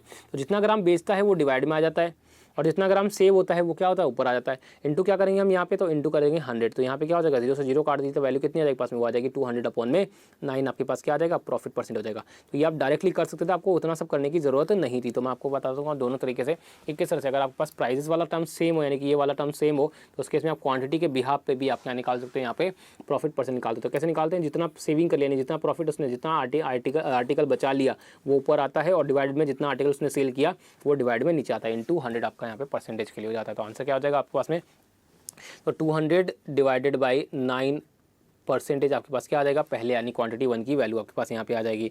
अब इसके बाद बात करूँ यहाँ पे, तो मैं इसको सबको इरेज कर देता हूँ। यहाँ पे कितना आएगा 200/9% आ जाएगा। बात करते हैं क्वेश्चन के लिए, क्वेश्चन नंबर 2 क्वांटिटी नंबर 2 का क्वेश्चन जो है आपके पास क्या दे रखा है कि profit percent observe by a shopkeeper who markup the cost price of his item by 33 1/3%। तो 33 1/3% का वैल्यू मतलब कितना होता है 1/3 होता है। तो यहाँ पे अगर बात करें यहाँ पे, तो 3 क्या है आपके पास में, वो है कॉस्ट प्राइस हो गई, और 4 क्या हो गया, 1 क्या हो गया आपके पास में इंक्रीज हो गया, यानी कि मार्क प्राइस हो जाएगी, वो कितनी हो जाएगी पास में, हो जाएगी यहाँ पे वो जाएगी 4 हो जाएगी मार्क प्राइस। आगे क्या बोला गया, एंड गिव्स अवे 25% डिस्काउंट। तो 25% डिस्काउंट उसने दिया क्या मार्क प्राइस पे। तो आपको बताना है प्रॉफिट परसेंट क्या होगा। देखो ये क्वेश्चन जब मैं आपको मैंने बोला था कि प्रॉफिट परसेंट दे रखा हो, CP हो, मार्क प्राइस हो और डिस्काउंट हो, तो आपके पास टर्म क्या बनती है CP अपॉन में MP, यानी कॉस्ट प्राइस अपॉन में मार्क प्राइस इक्वल टू क्या होता है 100 माइनस डिस्काउंट परसेंटेज अपॉन में 100 प्लस या माइनस प्रॉफिट परसेंट या लॉस परसेंट। ठीक है, ये आपका फॉर्मूला होता है। यहाँ पे देखो मेरे पास रेशियो क्या बनेगा, CP कितना हो जाएगा पास में 3 हो जाएगा, और MP कितना हो जाएगा 4 हो जाएगा। अब डिस्काउंट कितना दे रखा है 25%, यानी कि कितना हो जाएगा यहाँ पे ऊपर 75 आ जाएगा, और यहाँ पे कितना आएगा 75, तो नीचे कितना आ जाएगा पास में 100 प्लस प्रॉफिट परसेंट हो जाएगा, क्योंकि प्रॉफिट हो रखा है। तो यहाँ पे क्या हो जाएगा 3 से इसको काटो कितनी बार जाएगा 25 टाइम्स आएगा, क्रॉस मल्टीप्लाई कर दो तो 100 प्लस प्रॉफिट परसेंट आ जाएगा पास में इक्वल टू कितना आएगा 100 आ जाएगा। तो 100 से 100 कट जाएगा, यानी कि P की वैल्यू कितनी आ जाएगी पास में 0 हो जाएगी, यानी कि जो प्रॉफिट उसको होगा उस केस में क्या होगा नो प्रॉफिट नो लॉस का केस होगा। तो इस केस में आपके पास जो क्वांटिटी 2 की वैल्यू हो जाएगी वो कितनी हो जाएगी 0 हो जाएगी, 0%, यानी कि ना तो प्रॉफिट होगा ना ही लॉस होगा इस केस में। तो आंसर कौन सा हो जाएगा, तो ये टर्म जो है पास 0 से क्या है बड़ी, इसका मतलब क्या हो जाएगा क्वांटिटी 1, यानी कि ऑप्शन नंबर ए जो है यहाँ पे आपका आंसर हो जाएगा, यानी क्वांटिटी 1 जो है यहाँ पे क्वांटिटी 2 से आपके पास बड़ी हो जाएगी। तो आई होप आपको समझ में आया होगा कि इस टाइप का जो क्वेश्चन आपके पास था उसे कैसे सॉल्व करना था। तो आपके पास दोनों टाइप के क्वेश्चन आपके पास आते हैं, प्रॉफिट एंड लॉस में चीटिंग वाले भी और मार्क प्राइस वाले। तो दोनों क्वेश्चन जो है आपके पास दोनों टाइप के यहाँ पे वो दे रखे हैं। तो आपको आई होप की चीज़ें अच्छे से क्लियर हो गई होंगी, इस टाइप के जो क्वेश्चंस आपको सॉल्व करने होते हैं वो कैसे हम यहाँ पे सॉल्व करते हैं। बात करते हैं नेक्स्ट क्वेश्चन करते हैं, तो क्वेश्चन नंबर 13 हम देख लेते हैं। क्वेश्चन नंबर 13 हमें क्या दे रखा है, देखो क्वेश्चन नंबर 13 को पढ़ लेते हैं एक बार, क्या दे रखा है हमें यहाँ पे। पहला क्वेश्चन है क्वांटिटी 1 के लिए, a trader sells two articles X and Y, दो आर्टिकल सेल किए उसने एक्स और Y, he sells one at the loss of 10%, पहला आर्टिकल उसने 10% की लॉस से बेचा, and other is the 6% profit, तो दूसरा जो है उसने 6% की प्रॉफिट बेचा, but finally he observe that there is no loss और नो प्रॉफिट, यानी कि उसको ना तो प्रॉफिट हुआ इस केस में ना ही लॉस हुआ।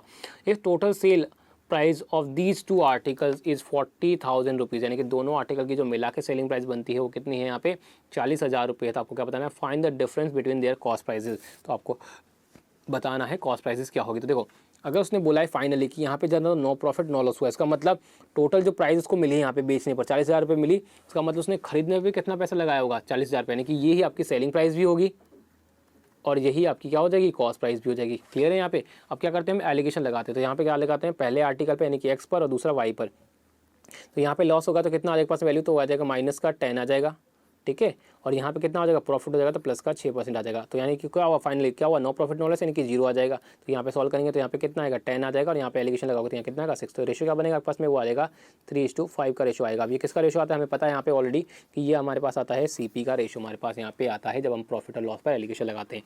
तो देखो यहाँ पे टोटल कितनी वैल्यू आ जाएगी 8 हो जाएगी, तो 8 क्या आ गए पास टोटल मिला के CP आ गया। अब CP टोटल मिला के कितना है 40,000 है, तो 40,000 आपके पास वैल्यू आ गई, तो यानी कि 1 की वैल्यू कितनी आ जाएगी पास में, तो 1 की वैल्यू आपके पास आ जाएगी 500 रुपये।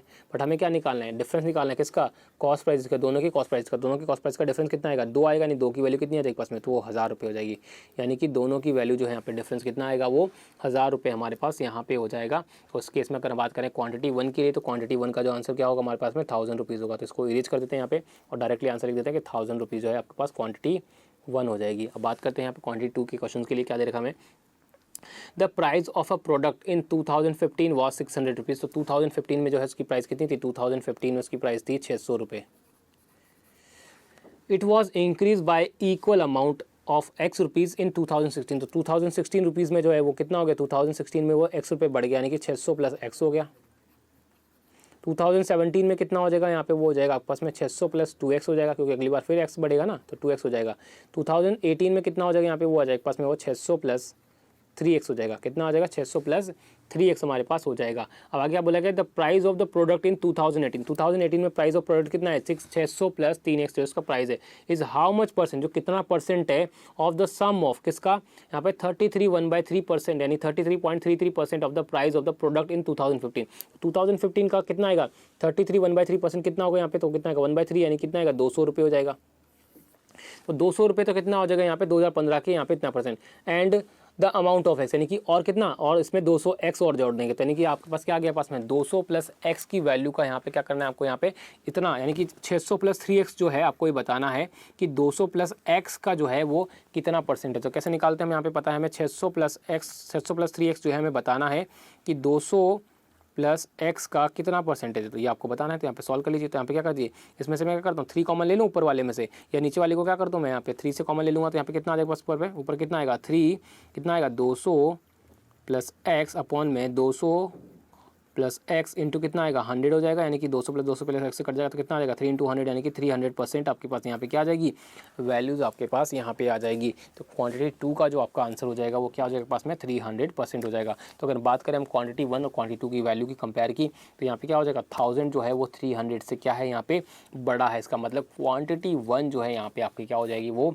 बड़ी हो जाएगी। तो आंसर कौन सा हो जाएगा, ऑप्शन नंबर ए जो है आपका यहाँ पे करेक्ट आंसर हो जाएगा। तो आई होप आपको समझ में आ गया होगा कि जो ये क्वेश्चंस थे आपके पास वो किस तरह से सॉल्व करना था। बिल्कुल सिंपल क्वेश्चन था, आपको लॉजिकली समझना था बस, और कुछ भी नहीं यहाँ पे करना था। तो बात करते हैं यहाँ पे नेक्स्ट क्वेश्चन को लेते हुए, क्वेश्चन नंबर 14 हम देख लेते हैं यहाँ पे। क्वेश्चन नंबर 14 जो है हमें क्या दे रखा है, क्वेश्चन नंबर 14 को हमें कैसे सॉल्व करना है। तो बात करते हैं क्वेश्चन नंबर 14 को लेकर। तो क्वेश्चन नंबर 14 देखते हैं हमें क्या दे रखा है क्वांटिटी 1 के लिए। Average age of a cricket team of 11 player is x, तो यहाँ पे क्रिकेट टीम है 11 प्लेयर की, उसकी एवरेज एज कितनी है यहाँ पे वो है एक्स ईयर से। आफ्टर 5 ईयर 5 साल के बाद में 5 प्लेयर्स लीव द टीम। अगर मैं बात करूँ यहाँ पे 5 साल बाद में, 5 साल पहले की अगर बात करूँ तो एवरेज एज कितनी थी उनकी एक्स थी। अगर 5 साल बाद की बात करूँ तो उसी टीम की 11 प्लेयर की एवरेज एज कितनी हो जाएगी, तो वो आ जाएगी हमारे पास में x+5 यहाँ पे हो जाएगी। अब आगे क्या बोला गया, 5 प्लेयर्स लीव, अगर बात करूँ यहाँ पे तो हमारे पास अब प्रेजेंट में कितनी हो जाएगी, 5 साल बाद कितनी हो जाएगी इसकी टीम की एवरेज एज, वो हो जाएगी x+5। और इसमें टीम कितने प्लेयर कितने हैं, 11 है हमारे पास में, ऐसा क्वेश्चन हमने किया हुआ है। उसके बाद क्या बोला है, 5 players leave the team, 5 players ने टीम छोड़ दी and 5 new players join the, यानी कि रिप्लेस वाला केस है। हम ऑलरेडी यहाँ पे रिप्लेस वाला क्वेश्चन जो है वो एवरेज वाले पार्ट में हम देख चुके हैं। In place of them then the current average age becomes 1.5 year. तो उस केस में जो नई एवरेज एज बनेगी वो क्या बनेगी, यहाँ पे x+1 बन जाएगी, यहाँ पे वही 11 प्लेयर की यहाँ पे। तो समझ में आया। अब क्या बोला यहाँ पे, the current average age of the player who left the team, तो यहाँ पे जो टीम जो है जिन लोगों ने 5 लोगों ने टीम छोड़ी उनकी एवरेज एज कितनी है, यहाँ पे वो 20 है। तो आपको बताना है। Then find the average age of the current age of 5 new player, तो 5 नए लोग ऐड हुए हैं उनकी आपको करंट एवरेज एज आपको यहाँ पे बतानी है। तो देखो कितना सिंपल है। यहाँ पे देखो ये कॉन्सेप्ट मैंने आपको समझाया था उस टाइम पे भी, फिर से समझा देता हूँ कि देखो इस टीम से, अगर इस टीम की बात करूँ तो इस टीम से कौन गए, 5 लोग चले गए। तो 5 लोग चले गए तो उसमें क्या हुआ, 5 लोग फिर से ऐड हो गए। अगर मैं बोलूँ यहाँ पे कि जो 5 लोग हैं वो कितनी एज लेके गए, तो यहाँ पे हर एक की एज कितनी है, 20% है, 20 एज है। टोटल कितना साल लेके गए, तो ये 100 साल लेके यहाँ से गए हैं। तो अगर मैं बोलूँ कि 5 जो नए लोग हैं अगर वो इसमें 100 साल लेके आ जाएँ, इसमें अगर वापस से 100 साल वापस अगर इनको डाल दें तो 5 लोग मिल के, तो उस केस में एवरेज एज चेंज होगा कि बिल्कुल नहीं होगा, यानी कि फिर से बिल्कुल एवरेज एज चेंज नहीं होगा। लेकिन हमसे क्या बोला गया, एवरेज एज चेंज हो गया। कितना एवरेज एज चेंज हो गया है, तो x+5 था उसकी जगह x+1 हो गया, यानी कि हर एक बंदे से कितना कम हुआ, 4 कम हो गया, यानी 4 साल कम हो गया। यहाँ से कितना हो गया, x+1 हो गया, यानी कि हर एक बंदे से 4 साल कम हो गया। हर एक बंदे से 4 साल का मतलब कितना हुआ, 11 लोग हैं तो टोटल 44 साल कम हो गए। कितने हो गए, 44 साल यहाँ पे कम हो गए। 44 साल कम क्यों गए, इसका मतलब जो है ये 5 लोग जो है यहाँ पे 100 साल की जगह कितना साल लेके आए, 44 साल कम लेके आए। इसका मतलब ये कितने साल लेके आए, 44 400 माइनस 44, 100 कैसे आया इनका, क्योंकि अगर 100 लेके आते तो सेम एज बनती है, लेकिन ये 44 साल कम लेके आए, 44 ईयर्स कम लेके आए, उसकी वजह से यहाँ पे 44 साल कम लेके। इसका मतलब कितने साल लेके आए, ये 56 ईयर्स लेके आए, पाँचों के पाँचों मिलके। तो पाँचों की एज का सम कितना हो गया, 56 ईयर्स हो गया। तो अगर मैं बात करूँ यहाँ पे तो एवरेज कितनी हो जाएगी इनकी, तो एवरेज हो जाएगी 56/5, यानी कितना हो जाएगा पास में 11 1/5 ईयर्स आपके पास क्या हो जाएगा यहाँ पे इनकी एवरेज एज हो जाएगी। तो आंसर क्या हो जाएगा हमारे पास में, अगर हम बात करें तो यहाँ पे आ जाएगा 11 1/5 यस, हमारे पास क्या आ जाएगा, क्वांटिटी 1 की वैल्यू आ जाएगी। तो इसको पूरे को मैं इरेज कर देता हूँ यहाँ पे, तो कॉन्सेप्ट समझ में आ गया, क्योंकि ये कॉन्सेप्ट जो मैं आपको ऑलरेडी एवरेज वाले पार्ट में बता चुका हूँ। अगर आपको यहाँ पे क्लियर नहीं हुआ है तो आपको एक बार फिर से एवरेज वाला जो पार्ट था उसको एक बार फिर से यहाँ पे देख लीजिए, तो उससे आपको चीज़ें अच्छे से क्लियर हो जाएगी। जहाँ पर मैंने रिप्लेसमेंट का एक पर्टिकुलर वीडियोज़ बनाया हुआ था, उसी के ऊपर डिपेंड करके आपके पास रिप्लेसमेंट के क्वेश्चन जो है वो कैसे सॉल्व करते हैं। बात करते हैं यहाँ पे, इसको पूरा इरेज कर देता हूँ मैं यहाँ पे। तो मेरे पास कितना था, ये 11 1/5 ईयर्स था हमारे पास में। ये आगे क्वांटिटी 1 की वैल्यू। अब बात करते हैं क्वांटिटी 2 के लिए। तो क्वांटिटी 2 के लिए हमारे पास क्वेश्चन क्या है, in a group of 5 student the average age of 4 youngest students is 12.5 years and the average age of the 4 oldest students is 15.5 years. What is the average age of all students? It is given that the age of them is in a arithmetic progression. देखो यहाँ पे अगर मान लेते total 5 लोग हैं, मान लेते टोटल 5 लोग कौन कौन से, A B C D E, ये 5 लोग हैं। सबसे ओल्डेस्ट में मान लेता हूँ कि यहाँ पे E है, और सबसे यंगेस्ट जो है वो यहाँ पे क्या है, A है, और सबसे ओल्डेस्ट जो है वो सबसे बूढ़ा यानी सबसे ज़्यादा एज वाला E है, और सबसे कम एज वाला वो A है। कोई भी आप मान सकते हो, पर मैंने ऐसे मान लिया। तो अगर मैं बात करूँ यहाँ पे पहले सबसे यंगेस्ट की, सबसे 4 यंगेस्ट कौन से होंगे, तो ई को हटा दीजिए, तो सबसे 4 यंगेस्ट जो हैं वो ये होंगे, और इनका एवरेज एज कितना है यहाँ पे 12.5 है। तो इनका एवरेज अगर 12.5 है तो इनका सम कितना हो जाएगा, तो सम हो जाएगा 12.5 × 4, तो इसको मल्टीप्लाई कर दीजिए, कितना आएगा 50 ईयर्स आ जाएगा। यानी कि इनकी चारों की एज का सम कितना आएगा आपके पास मैथ्स में, A + B + C यानी कि D, A + B + C D का कितना आएगा 50 आ जाएगा हमारे पास में, कोई दिक्कत नहीं। अगर हम बात करें यहाँ पे इसके बाद क्या बोला गया है, द ओल्डेस्ट का, यानी कि 4 ओल्डेस्ट हैं उनका एवरेज एज कितना आएगा पास में, तो 15.5, यानी कि किसकी वैल्यू आ जाएगी पास में, B C D की वैल्यू आपके पास, B C D E की वैल्यू कितनी हो जाएगी, एवरेज है वो 15.5 होगी। तो सम कितना हो जाएगा 15.5 × 4, यानी कितना आ जाएगा पास वैल्यू आ जाएगी पास में, वो आ जाएगी 62 ईयर्स। तो यानी क्या आ जाएगा पास में आप B + C + D, B + C + B + C + D + E, कितना आ जाएगा वो 62 ईयर्स आपके पास यहाँ पे आ जाएगा। तो यहाँ से क्या करूँगा मैं, दोनों को माइनस करूँगा, तो B + माइनस कर देंगे तो B + C + D तो दोनों जगह कट जाएगा, तो आपके पास क्या बनेगा ए माइनस ई कितना बनेगा आपके पास में, वो आ जाएगा 50 माइनस 62, सॉरी ऊपर वाला कर दीजिए यहाँ पे, तो ए माइनस ई नहीं होगा, ई माइनस कितना हो जाएगा, ए हो जाएगा, ई माइनस ए, क्योंकि ऊपर कर दीजिए वाला, तो कितना आएगा पास में 12 ईयर्स आ जाएगा, कितना आएगा 12 ईयर्स आ जाएगा, यानी कि आपके पास ओल्डेस्ट और यंगेस्ट के बीच में जो एज का डिफरेंस होगा वो कितना हो जाएगा 12 ईयर्स यहाँ पे हो जाएगा। अब मुझे यहाँ पे क्या बोला है आगे देखना ध्यान से, कि बोला कि it is given that the age of them is in arithmetic progression, तो यानी कि अर्थमेटिक प्रोग्रेशन है अगर बात करें यहाँ पे, तो इस केस में क्या होगा आपके पास में कि सबसे छोटी वैल्यू और सबसे बड़ी वैल्यू का डिफरेंस कितना है आपके पास में, वो है 12 ईयर। अब मुझे यहाँ पे क्या निकालना है, एवरेज एज निकालना है, सॉरी यहाँ पे एज डिफरेंस निकालना है, यानी कि ईच टर्म का जो है यहाँ पे आपको दी क्वांटिटी दो कॉन्जिक्यूटिव एवरेज वाले पार्ट में मैंने आपको समझाया था, वहाँ पे जो है हमारे पास लास्ट पार्ट देखा था हमने नंबर बेस्ड वाली जो एवरेज थी आपके पास में, उसमें क्वेश्चन को कैसे सॉल्व किया था कि वहाँ पे अर्थमेटिक प्रोग्रेशन होती थी, तो वहाँ पे क्वेश्चन को कैसे सॉल्व कर देते हैं, उनका एवरेज कैसे निकालते थे। हमने क्या बताया था वहाँ पे कि अगर बात करें यहाँ पे तो अर्थमेटिक प्रोग्रेशन होती है, तो अर्थमेटिक प्रोग्रेशन में सबसे लास्ट वाला टर्म और सबसे फर्स्ट वाला टर्म जो है यानी कि सबसे बड़ा और सबसे छोटे के बीच में डिफरेंस कितना है यहाँ पे 12 ईयर्स का है। तो यहाँ पे हम क्या करते हैं, जो एज डिफरेंस होता है यानी कि दो कॉन्जुगेटिव टर्म्स का जो डिफरेंस होता है वो हम कैसे निकालते हैं यहाँ पे, तो हमें पता है अर्थमेटिक प्रोग्रेशन के लिए। तो मैं इसको पहले इरेज कर देता हूँ सबको, ठीक है, तो इसको मैं इरेज कर देता हूँ यहाँ पे। तो क्या आएगा मेरे पास में कि दो कॉन्जुगेटिव, अगर बात करूँ यहाँ पे कॉन्जुगेटिव टर्म्स का अगर मैं बात करूँ डिफरेंस की बात करूँ, तो वो हमारे पास क्या आ जाएगा यहाँ पे, तो वो हमारे पास आ जाएगा डिफरेंस कैसे आएगा, तो उसको हम कैसे निकालते हैं यहाँ पे। हमें पता है कि अर्थमेटिक प्रोग्रेशन के लिए हमारे पास क्या होता है, लास्ट टर्म का फॉर्मूला क्या होता है हमारे पास में, लास्ट टर्म का फॉर्मूला हमारे पास होता है, लास्ट टर्म बराबर क्या होता है, first term plus n-1 into D, जहाँ पर डी क्या होता है, दो कॉन्जुगेटिव टर्म का डिफरेंस होता है, और एक एन क्या होता है पास नंबर ऑफ टर्म्स होता है। नंबर ऑफ टर्म्स कितने आपस में आता है, नंबर ऑफ टर्म्स की अगर हम बात करें तो टोटल 5 टर्म्स है, और लास्ट टर्म क्या है हमारे पास में, तो लास्ट टर्म हमें नहीं पता लेकिन फर्स्ट टर्म भी नहीं पता, लेकिन हमें पता है कि last term minus first term बराबर हमारे पास क्या होगा n-1 इंटू डी हो जाएगा। तो लास्ट टर्म और फर्स्ट टर्म का डिफरेंस कितना है, वो 12 है, तो यहाँ पे 12 आ जाएगा, और n की वैल्यू कितनी है 5, तो 5 माइनस 1 4 हो जाएगी, 4 इंटू डी कितना आ जाएगा पास में, तो यहाँ पे डिफरेंस निकालेंगे तो डी की वैल्यू कितनी आ जाएगी 3 आ जाएगा। यानी कि अगर दो कॉन्जुगेटिव टर्म्स का जो डिफरेंस आएगा हमारे पास वो कितना आ जाएगा, यहाँ पे 3 आ जाएगा। तो डायरेक्टली आप क्या कर सकते थे, जब आपके पास क्या दे रखा हो यहाँ पे फर्स्ट और लास्ट टर्म का डिफरेंस दे रखा हो, और उस केस में अर्थमेटिक के अगर बात करें यहाँ पे अर्थमेटिक प्रोग्रेशन के अगर फर्स्ट और लास्ट टर्म का डिफरेंस दे रखा हो, तो आपको जितने नंबर ऑफ टर्म्स है उससे एक कम से आप उसको यहाँ पे डिवाइड करिए, तो आपके पास क्या आ जाएगा, उनके दो कॉन्जुगेटिव टर्म्स का डिफरेंस आपके पास सीधा सीधा यहाँ पे आ जाएगा। तो यहाँ पे क्या आ गया मेरे पास में, वो टर्म्स आ गई। तो अगर मैं बात करूँ यहाँ पे, तो मेरे पास जो टर्म बने यहाँ पे जो सीरीज़ बनेगी वो सीरीज़ क्या हो जाएगी मेरे पास में, यहाँ पे वो सीरीज़ हमारे पास हो जाएगी यहाँ पे। अगर फर्स्ट टर्म अगर मान लेते हैं कि हमारे पास ए है, अगर इस कॉन्जुगेटिव इस अर्थमेटिक प्रोग्रेशन का पहला टर्म अगर ए है, तो उसके बाद जो पहला टर्म होगा ए होगा, तो देखो यहाँ पे अगर मैं बात करूँ पहला टर्म ए है तो अगला टर्म क्या हो जाएगा a+3 हो जाएगा, उसके बाद अगला टर्म क्या हो जाएगा a+6 हो जाएगा, उसके बाद अगला टर्म जो हो जाएगा a+9 हो जाएगा, और उसके बाद अगला टर्म जो होगा हमारे पास लास्ट टर्म वाला वो a+12 हो जाएगा। देखो डिफरेंस भी कितना है आपके पास में 12 आ गया। अब आगे हमारे पास क्या बोला गया यहाँ पे, देखो कि हमारे पास जो है अगर आप ध्यान से देखो तो हमने क्या बोला था कि A B C D का जो सम था वो कितना था 50 था, यानी कि पहले 4 का जो टर्म का सम था वो कितना बना था 50 बना था, याद है। तो पहले 4 टर्म कौन सी होंगी, ये होंगी, तो इनका सम जो बनेगा हमारे पास कितना आ जाएगा 50 आ जाएगा। तो इसको ऐड कर दीजिए, कितना आएगा 4A + 3 + 6 9 और 9 9 कितना हो जाएगा 18, इसकी वैल्यू कितनी है आपके पास में 50 आ जाएगी। तो यहाँ से मेरे पास A की वैल्यू आ जाएगी, इसको इधर ले जाइए, कितना आ जाएगा 4A बराबर हमारे पास कितना आ जाएगा, वो आ जाएगा 32। तो A बराबर यहाँ पे कितना आ जाएगा हमारे पास में, वो 8 आ जाएगा, यानी कि फर्स्ट टर्म क्या हो जाएगी हमारे पास में 8 हो जाएगी। तो वो सीरीज़ हमारी क्या बनेगी, तो वो हमारे पास जो सम नंबर्स बनेंगे वो नंबर्स क्या बनेंगे यहाँ पे, तो मैं इसको इरेज कर देता हूँ सब इधर से, ठीक है। तो अगर बात करूँ यहाँ पे तो उस केस में जो हमारे पास सीरीज़ जो बनेगी यानी कि वो जो टर्म आपके पास बनेंगे नंबर्स की, तो वो क्या बनेगा, अर्थमेटिक प्रोग्रेशन हमारी क्या बनेगी यहाँ पे, तो पहला बनेगा 8,